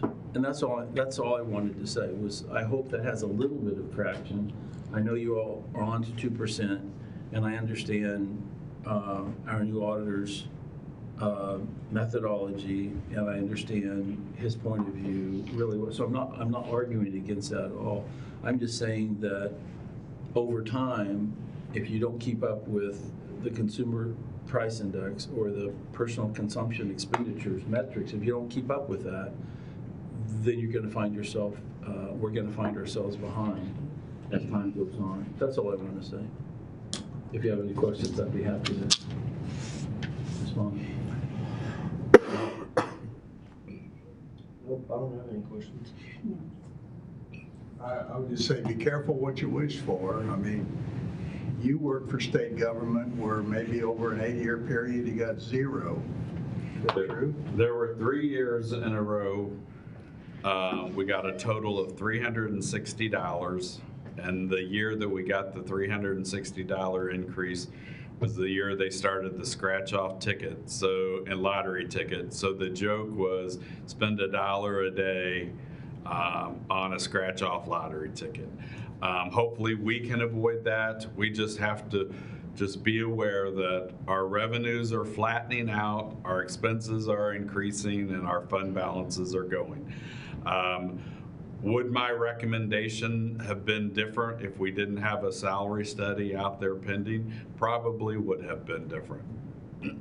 I guess my point there was, I don't know what the county did back in those 3 years that you're specific to. Every year. 0? There's only been 2 times that we've gotten 0. They don't coincide with the years that Jay's talking about? This would have been in the late 80s, early 90s. Oh, yeah, no, we go back to about 2000 were the figures I was using, yeah. So, I don't know what the state's doing, when they send their budget instructions out, they're really concerned and saying no new decision items.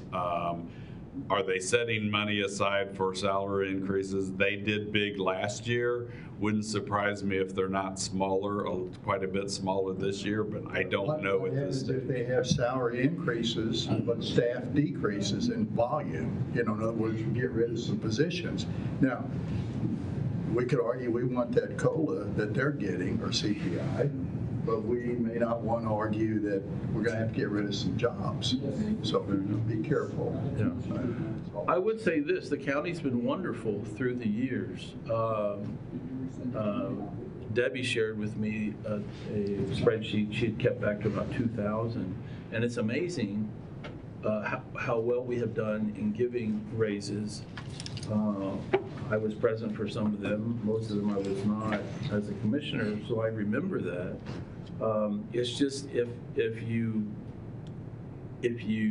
cut a corner and inflation is at X percent and you're given a percent and a half lower than that, I'm just saying eventually it can catch up with you. That's all I'm saying. So, but Cole County has been very generous through the years. There's only been, like Debbie said, I think 2 years where there was no increase. And that probably was because inflation was like 1.2 or 1.8 or. Definitely one, maybe two in the history of probably 30 years. And there were a couple of times when we gave, I think, like a 4 and a 5%. So I'm not complaining about that. What I'm just saying, for example, in this year, and we'll see it again next year because inflation will be around in 2026. We'll have 2.5%, 3.5% probably this coming year. And so next year, if we do 2, and you make the same argument, then you could say in just 2-year period of time, we've lost, almost 1.5%, 2% more of our purchasing power for county employees. I appreciate you all listening. Okay, thanks. Okay, health insurance fund. Actually, we were working on getting our U&R totals yesterday for the month of November, and I'm sorry we were having a little trouble getting on the website, so I do not have those. It's really going to be basically what we have carry forward and what those expenses that are on there. All right, let's see, what page are you guys on? It's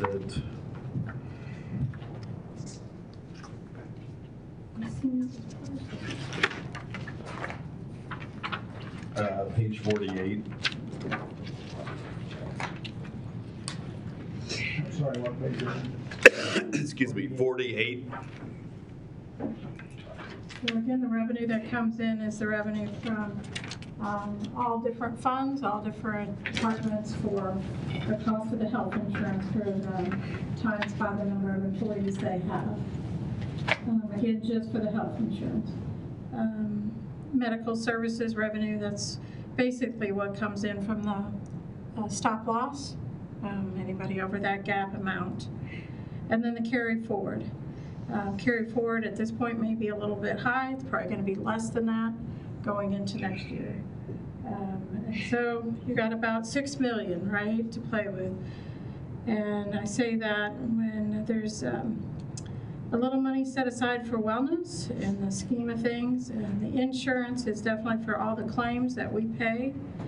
And then the reimbursement for personal services, the health department, we reimburse them for hours served for the wellness. And then again, contingency there. The only thing in my mind that was up for discussion was whether you want to keep up that wellness part on the expense side. And we all know that, again, both of those would be the health department. But if you wanted to still do them doing biometric testing and that kind of stuff, you might want to leave some money in there for our employees. But you could get rid of the $15,000 if you wanted to. Again, it's a very small amount compared to the overall cost of this fund. Will it help? Sure, everything helps. But with the rising cost of health insurance and medical, I don't see this ever going down. So another question or concern would be is the marijuana money, we have not moved yet. We're close to doing that. but there may be some discussion from Department of Revenue as to whether they're going to request a refund of that full amount to be turned back over, and we've got some issues or concerns with that. Is that something new? I hadn't heard that. It's just recently that, Because I had a letter stating that it was ours to keep unless somebody comes back. I had a letter. Sounds like the state's coming back and saying they want it. That letter was from them. What are they gonna do, find everybody that paid and give it back to them? So if they take it back, they're gonna take it back. I was told last Wednesday morning at the prayer breakfast that reimbursements were on the table to the state. I argued that that's not going to happen, but there's a case in St. Louis County now that I was told that the judge is going to order that. Now that's the Eastern District, which doesn't apply to Cole County. But there's another case in Buchanan County, which is Western District, which is Cole County, that if they had the same alleged ruling, and we've spent some of that money. Yes. Some of that money's been moved over to EMS maybe, and maybe sheriff too. Is that right? I was reading, I'm sorry, what? didn't you get a little marijuana money? Yes, you are, yes, for one of my I don't positions. know, it's worrisome because, I don't know, we'll see. We prior to this conversation, we had just assumed that there would be no request of refunds coming forward. So that was part of our recommendation when we suggested to move that money over to the health insurance fund to shore up the health insurance fund. So at this stage, we have not transferred the money. Should we and deal with it later? I don't know what our position would be. 300,000+ is quite a bit of money to the county at this point in time. But I would struggle with the thought of them requesting all of it or what hasn't been spent to be refunded back to the state, not knowing where they were going to be able to refund that money back to an individual consumer.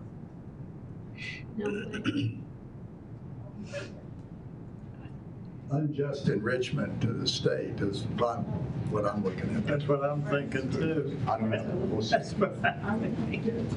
Did you keep all your receipts? I think they mixed in with my gas receipts. Okay. So we'll firm up that budget when we have those answers. Yeah. Is there any opinion on the wellness or leave that where it is? It could go away and I wouldn't miss it, but it is a small amount at the same time, so I don't care. So biometrics. Yeah, biometrics might be good. Maybe I think that would probably be in that 5,000, down below in reimbursing. But the other part is definitely just. give me a story about biometrics and how it has paid off. I'm not a believer in it, but there are some people that, they find out they have a medical condition before it becomes a medical condition. So you find out you have high blood pressure, you get that fixed before you have a heart attack. So that's kind of what biometric is. It's just a mechanism to get our employees to realize maybe I could have a potential problem here, or my blood sugar is high. Well, I never knew it was high. So now I'm going to follow up with that. Could cost us more money, right? But you're thinking it won't cost us as much if they didn't know and they continue on with bad habits. So that's what it is, basically. Some employers really like it. Some Again, you can't measure, like we were talking about, it's hard to measure how that would save us, you know. How many employees utilize that? That would be my question, Yeah, how I many of forget. which ones? I'm Because I think our like Public Works, they have a high ratio that utilize it, and that's one of the safety-sensitive, strenuous positions in many cases out there shoveling asphalt and some of the stuff they do. I think it's good for them in those cases. Sheriff, do you have any idea how many in your group would use it or do use it? And that Christie had some statistics on it the last time, I just don't have that right in front of me. We need to ask her to. I guess I'd like to hear a success story or two to see if that's what that it's. I bet you if we have one, it's a Public Works guy. Can you search that out? And I can.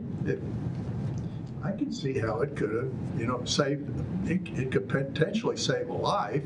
Right. At a minimum, it could save us some money because somebody gets treated for high blood pressure before they have a open heart surgery.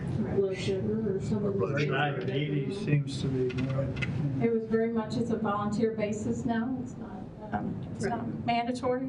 Well, I don't know if you could go mandatory. No, I don't think you can.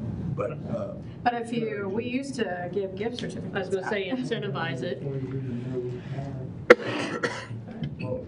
That is That's something I was gonna talk to Christie about too, because Yeah. I do a yearly checkup with my doctor, and we have the same speech each year. I'm overweight and need to cut down on drinking, so I said I'm gonna quit seeing him. But that's why I go to the dentist more often, twice a year, because he doesn't tell me I'm fat. So going to because I've done these blood tests and stuff, and they come back and they're actually red. So do I even need to go to my yearly checkup at the doctor to be insulted? I mean, That's a personal opinion, I mean, if I'm getting the same blood test done, why am I doing this twice? And why am I costing the county's health insurance? Well, then they do pass it to private physicians if that information's supplied. And I was going to talk to Christie about that too, because I said I've not used ours except for the shingle shot, and just luckily haven't had the opportunity. Well, and they do it as a standalone event where they go to different locations, like they'll do a sheriff's event and a public works event. I've been here, and done stuff. it. You go through the deals, and it's not a big deal. I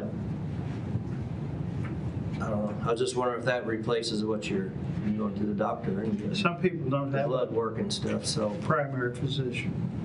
Right, and it does catch people like that, So I know meeting with the city. Go, but they'll do the biometric. Out of this 15,000, how much is our City really swears.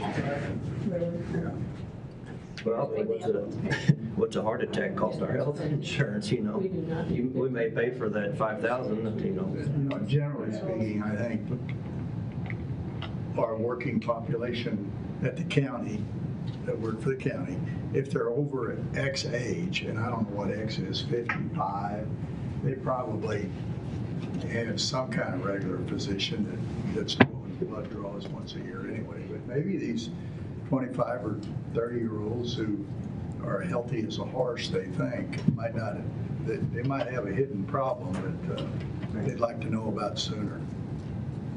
If they utilize it.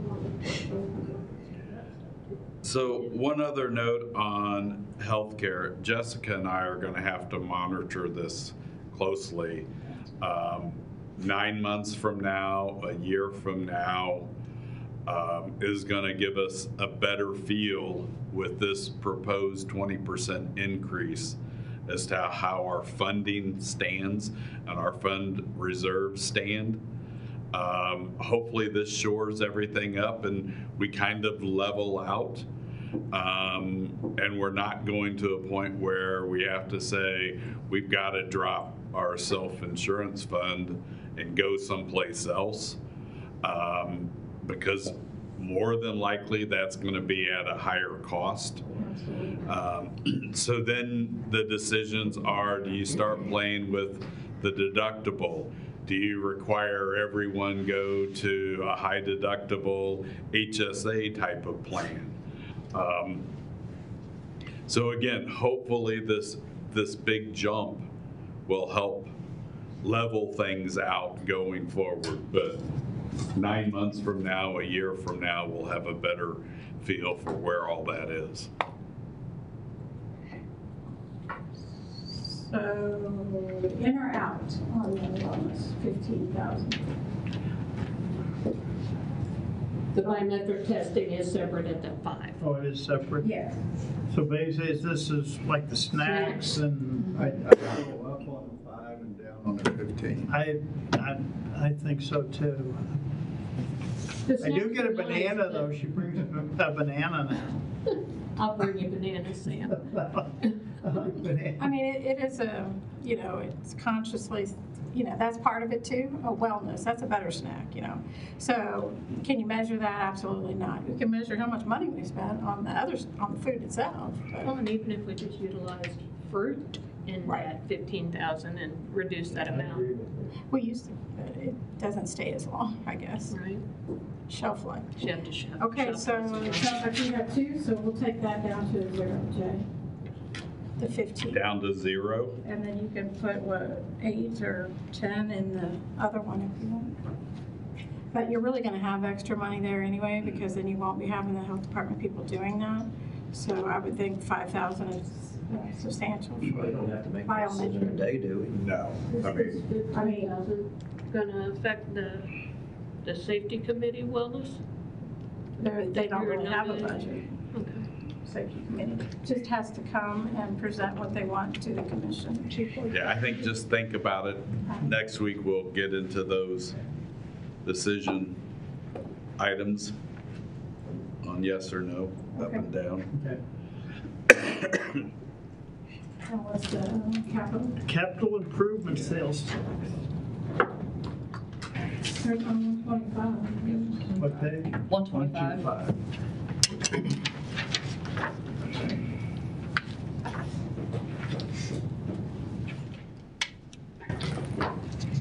Okay.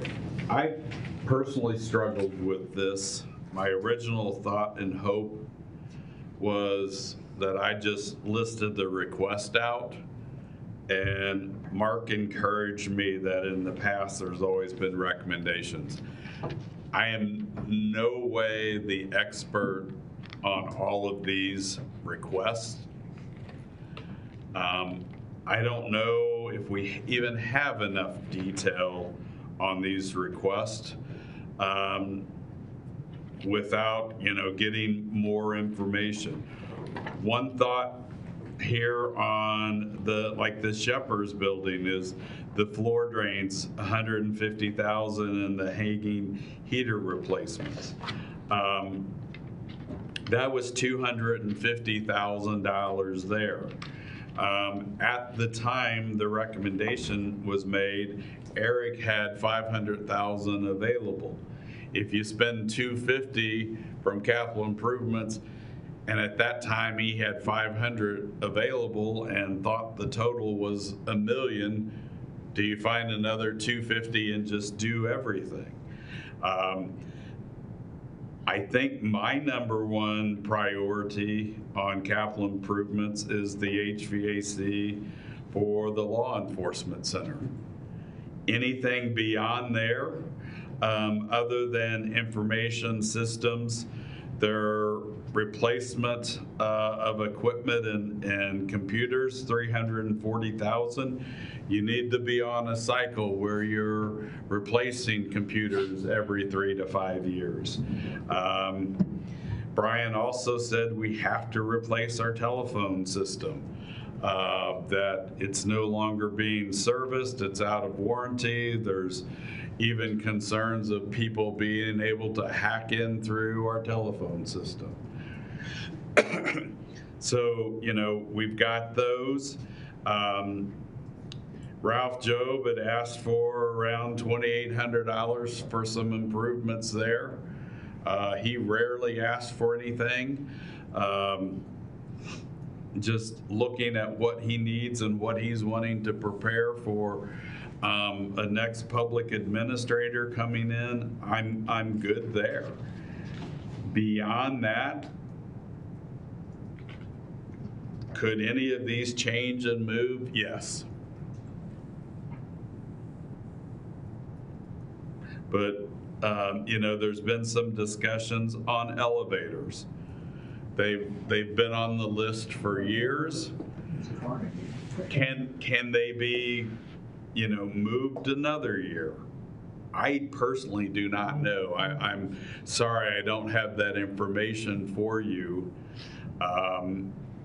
Is it one of these that we just set aside so much money right now? If we actually decide on projects going forward, is it something for next year's budget that I pull people together into hearings or discussions to try and get the priority level of where everyone's capital improvement requests fall compared to everyone else? But, Greg's not here. I don't know if he was planning, coming and we're ahead of time. Eric Landwehr, has a $2 million request that he would love to see being funded for public works facility. Where does that fall in with these other areas? Well, I agree. My main priority is the HVAC on the jail. And after we get that, then we can look at what we still have left in our pool.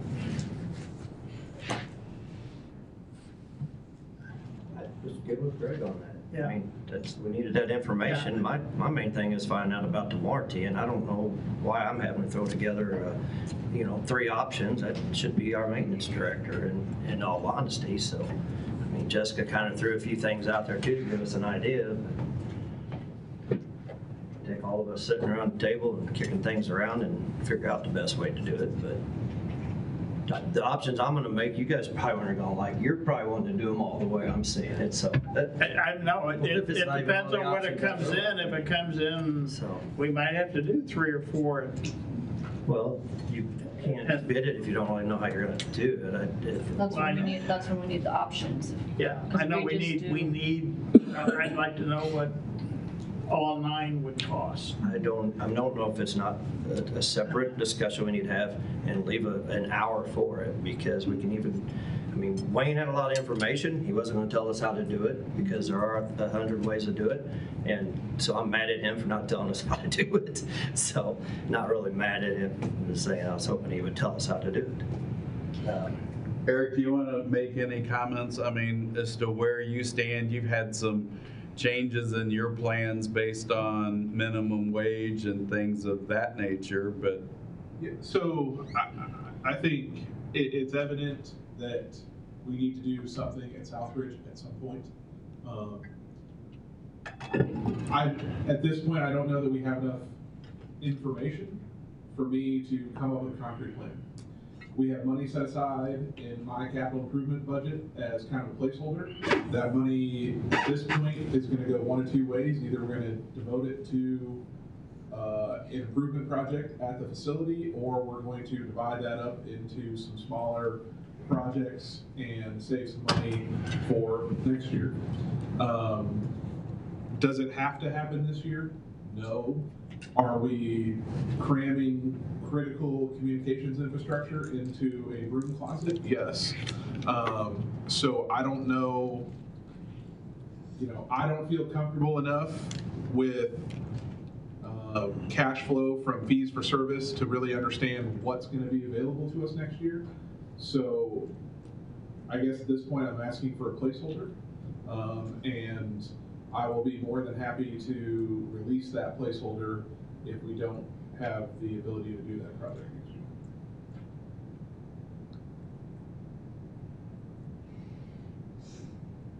Sheriff, on the water heater and storage tanks and water softeners, that's probably less of a priority than HVAC, but is that something you feel like has to be done next year? I have no idea. I was told about the water heaters some time ago. We talked about the HVAC in September of '24, and I don't have the paperwork on when we talked about the water softeners, but it was this last year, so I have no idea. Going forward, do we need to have this more of a discussion next week and have everyone around the table involved with capital improvements? And again, I don't know what additional information, Greg can pull together. When he submitted the items, he kind of ranked them, and his top ones, they're more or less in the recommended amount. But again, when you look at flooring and painting at the Carnegie Building, where does that rank compared to water softener or heaters at Law Enforcement Center? I don't have that information, and I'm sorry that I haven't been able to gather enough information or have the expertise to rank them for you.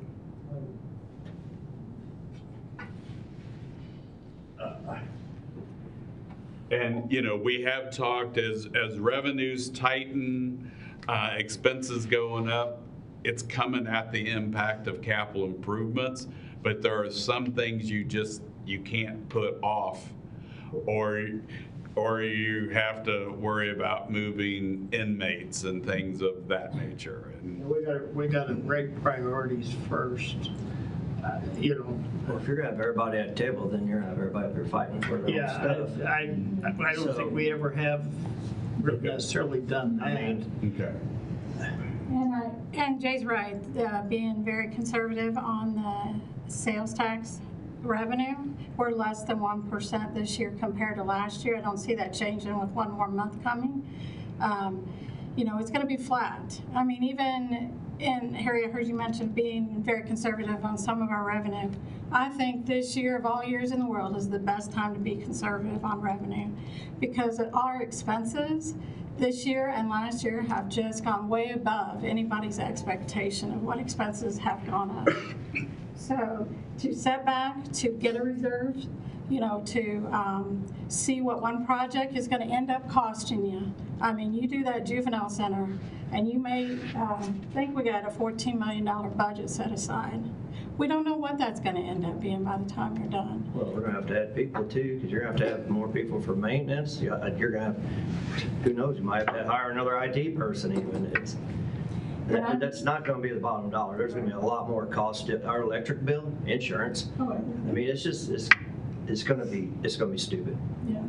And I know I've been very conservative over the years I've been here, to some people's detriment of me. But if you're conservative on it and we have a great year and the revenues increase, then nobody's hurt. Now, if they go down, it's just going to be a lot harder if you try to project an increase and then it actually is an actual decrease. And then we come up here and we're going to pick the losers, get them in a ring and let them fight it out or what. Well, and I know this is the last year for this 5-year, right? So we should have a plan for all this. We should have it. So then the next, brochure that we put out, we do what we say we're going to do with it, so. Well, I think we got a pretty good portion of it already spoken for. I think it's pretty much decided we're doing something with the HVAC, whether it's this portion of it or all of it at one time. So, and I think that's going to be a substantial amount that's going to dip into it. We've had some discussions with the 10-year capital improvement sales tax. Do you include language in with this next round of a capital or a public works facility in their piece of the 85%? We haven't done that. Does that hurt? Would that be detrimental to the citizens voting on that? So you're going to take part of the capital improvement sales tax, the public works portion, and put it towards their own building. I don't think we need to do that. If we have this capital improvement sales tax, we can determine, are we going to take it out of what the portion they get for public works, or do we take it out of the capital improvements 15% portion? That's what you're saying, right? Just make sure. Yes, that's the question of, if it comes out of the 85%, would you need that language built in going forward? I'm not sure the language so much, but the literature that you put out for that, you would want to spell that out, I would think. The literature we put out for it would indicate that 85% goes to roads and bridges, and none of it to bricks and mortar. Yeah. The 15 is for bricks and mortar. Serving on the road, public works or road and bridge advisory as the liaison, I can tell you that the guys, the members who are on that say 85-15, end of discussion. Yeah. And don't waver. I've kind of said to Eric, you know, maybe you get what you want sooner if you can squeeze it out of the 85, but we'd have to tell the public we're doing it. And maybe that would hurt the passing margin, or whether it passes or not. So I don't know.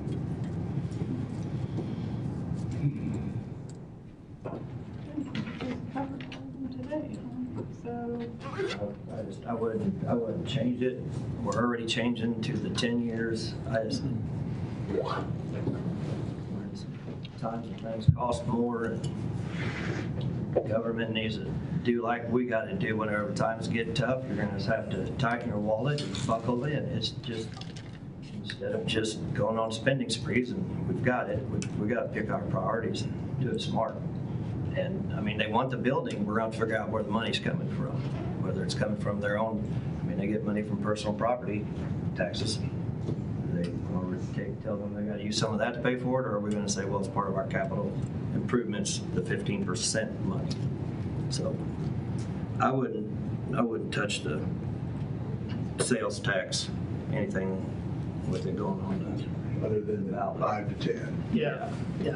Don't make too many changes. It's I'd be a little afraid. I'm not afraid of the 5 to 10. I don't think that's a big deal. So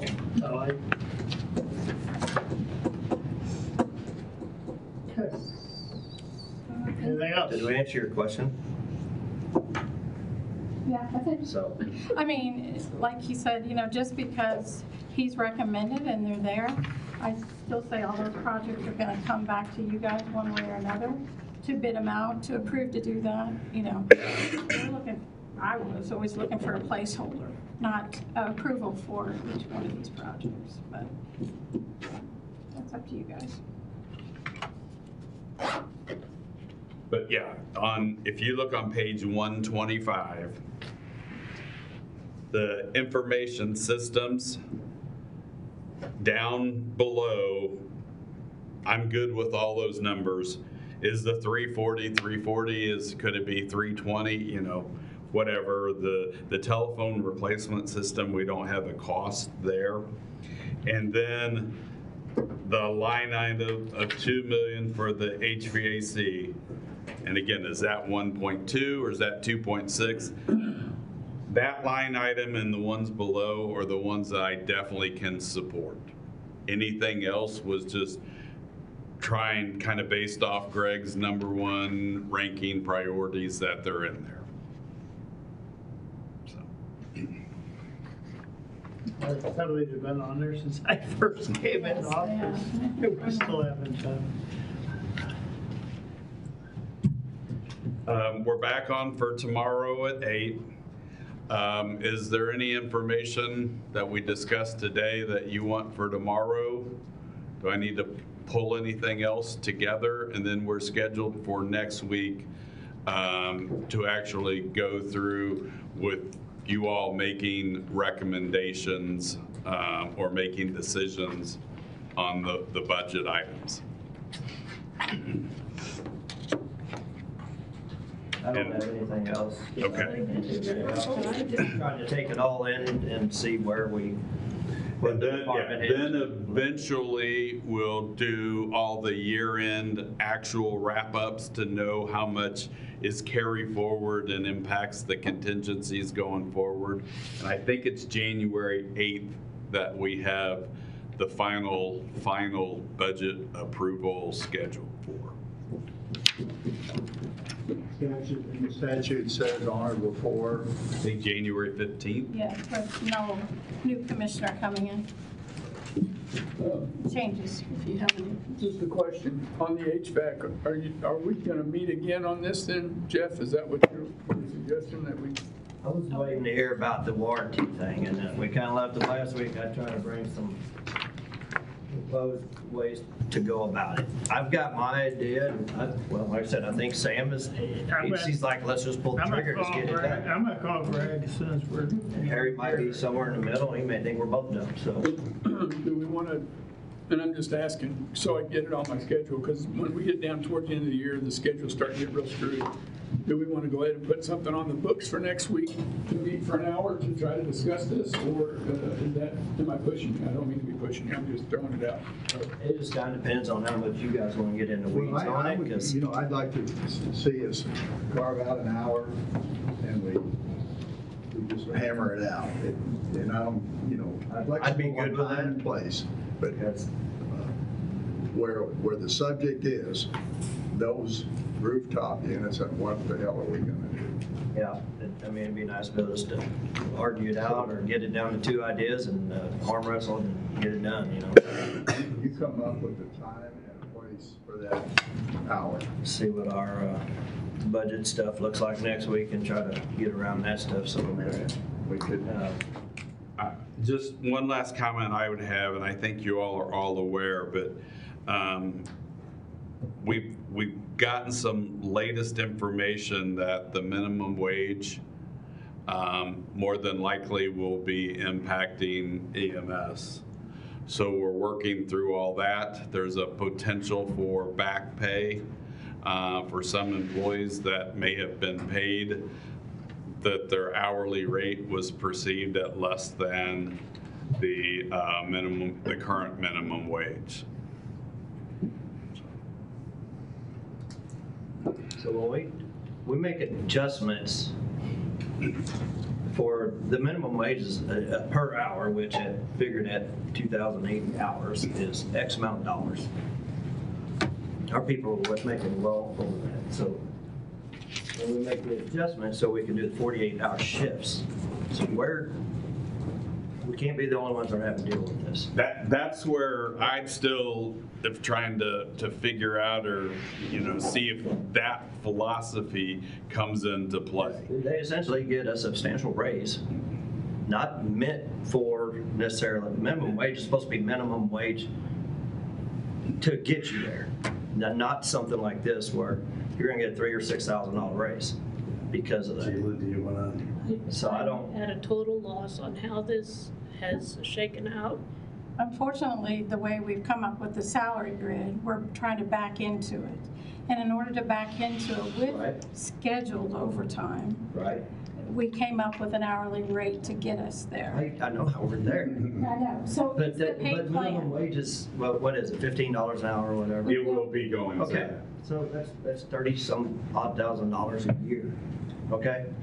Ends up being 40. Hourly minimum. No, $15 an hour times 2,080 is 30,000, 1,200, I don't know what it is, okay. That is minimum wage. This minimum wage is not for the ones that we adjusted at $46,000 a year, but now they're gonna get bumped to $50,000 a year. And that's what minimum wage is gonna From do. 44 to 50. So you're telling me there's not a way to work with the way we're working I with have these challenged hours? Eric to come up with a different play plan. No, I wouldn't do it if I was there. I'm gonna give my people a raise. His budget's gonna hurt. When we see that salary sheet come to us from EMS, Right there. it's got that box with the dollar amount in it. Yes. And what's the EMT's salary box on a starting person? Currently, Yes. it was 1326. Here's one, 1375, gives you an idea. 13, he just said 1326. 26. It went to 1375 on August the 28th. So we owe that employee the difference between 26. 20, 49 cents. We owe them 49 cents. We owe them 49 cents an hour. Technically per that per 72 hour, for- or we just get rid of the overtime and figure them up. We would have to work, 40 hours a week instead of 48 hours a week, and we adjusted their pay because they're making 46,000. This is not for. We'd have to hire 18 more people. No, you wouldn't. You still have the same number of hours.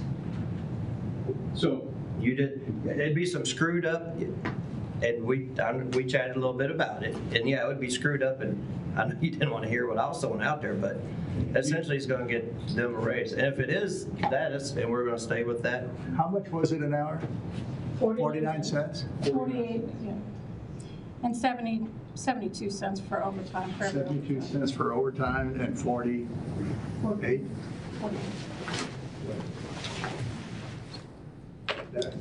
We just go back to what did we pay them? But And what here's what's should we? going to happen. The whole scale's going to go all the way to the top again. I'm sorry. Here's what's going to happen. It's going to make that scale go all the way up to the top. So everybody's going to get a raise. It doesn't make you do that. It's what you maybe should do, but it doesn't make you. Guaranteed. Well, when minimum wage goes up, it doesn't say that the CEO who works for the company and makes $2 million a year has to get more because everybody gets more. No, Well, right, it doesn't, but it seems to work that way here. It works that way here. 9 out of 10 It times. might raise a EMT 1 to what an EMT 2 is making, but it doesn't, well, whatever, but it doesn't make the EMT go up. It doesn't make him do it. You almost have to do it, but it doesn't make him do it. Well, when you got EMTs at step 7 or 8 making as much as a paramedic, it's going to have to. Well, the law doesn't make you do it, I guess is what I'm trying And to the say. law changed, right? We didn't have to abide by the Missouri minimum wage. They threw that in on some bill, the way I understood it, that's where we're at. And that was what affected in August of 25, supposedly, August 28th. August the 28th of 2025. That's right. I agree. What else would those pay forms are? I mean, I don't know, Jeff, other than maybe Eric's going to come up with a plan, but the pay plan that we have now, it's where we are. I don't know how, other than to not back into somebody's salary. Because right now we got the salary and we're trying to back into it with an hourly wage. Well, we're going to back into it, and it's basically going to come to $15 now. However you want to figure it, or you just throw it in at $15 and it comes into what it is, and it is what it is, at 49,000 and some change. Well, be prepared. But that's what I'm just saying that the minimum wage was not designed to do it. Now, whether it did that,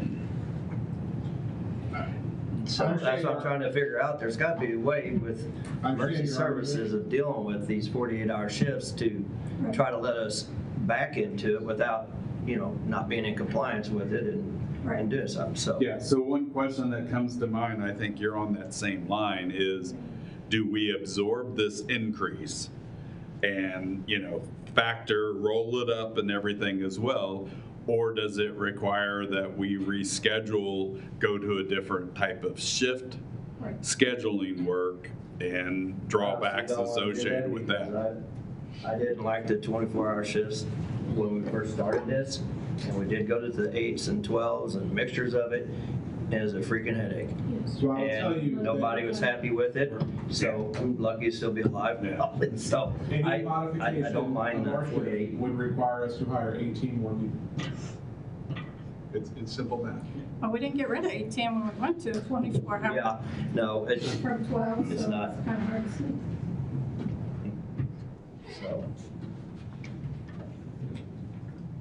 So this is the proposed rate here that you have on this one is 13.75. Shouldn't that be 15? Yeah, no, 15.11. We have to do another pay form, one for one. Okay, so this is to get it to where we're at the August 28th thing. And the Next one's will be 1-1. From 13.75 to 15 is basically 9% increase. Joy. I'd be happy to provide more information to you directly. Like what? I got numbers right here.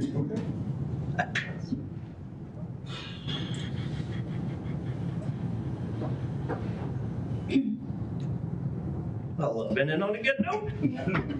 Tomorrow at 8? Makes me excited to come back tomorrow. While you're here, we've already done capital, but have you gotten anything more on?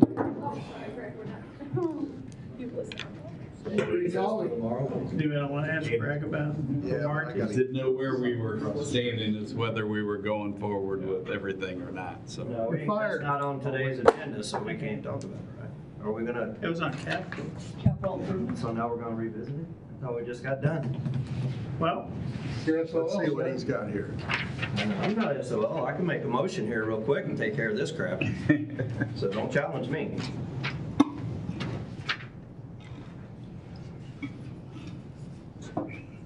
So does this answer the warranty question? Yes. To the best of their abilities.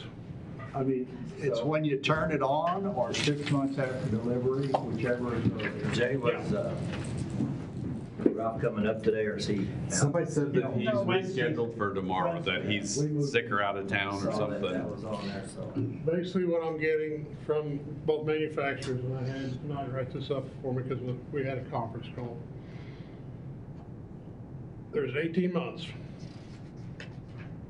for one it gets manufactured, sets to us, and it gets started, or 1 year warranty from when it first starts up, like Jeff said.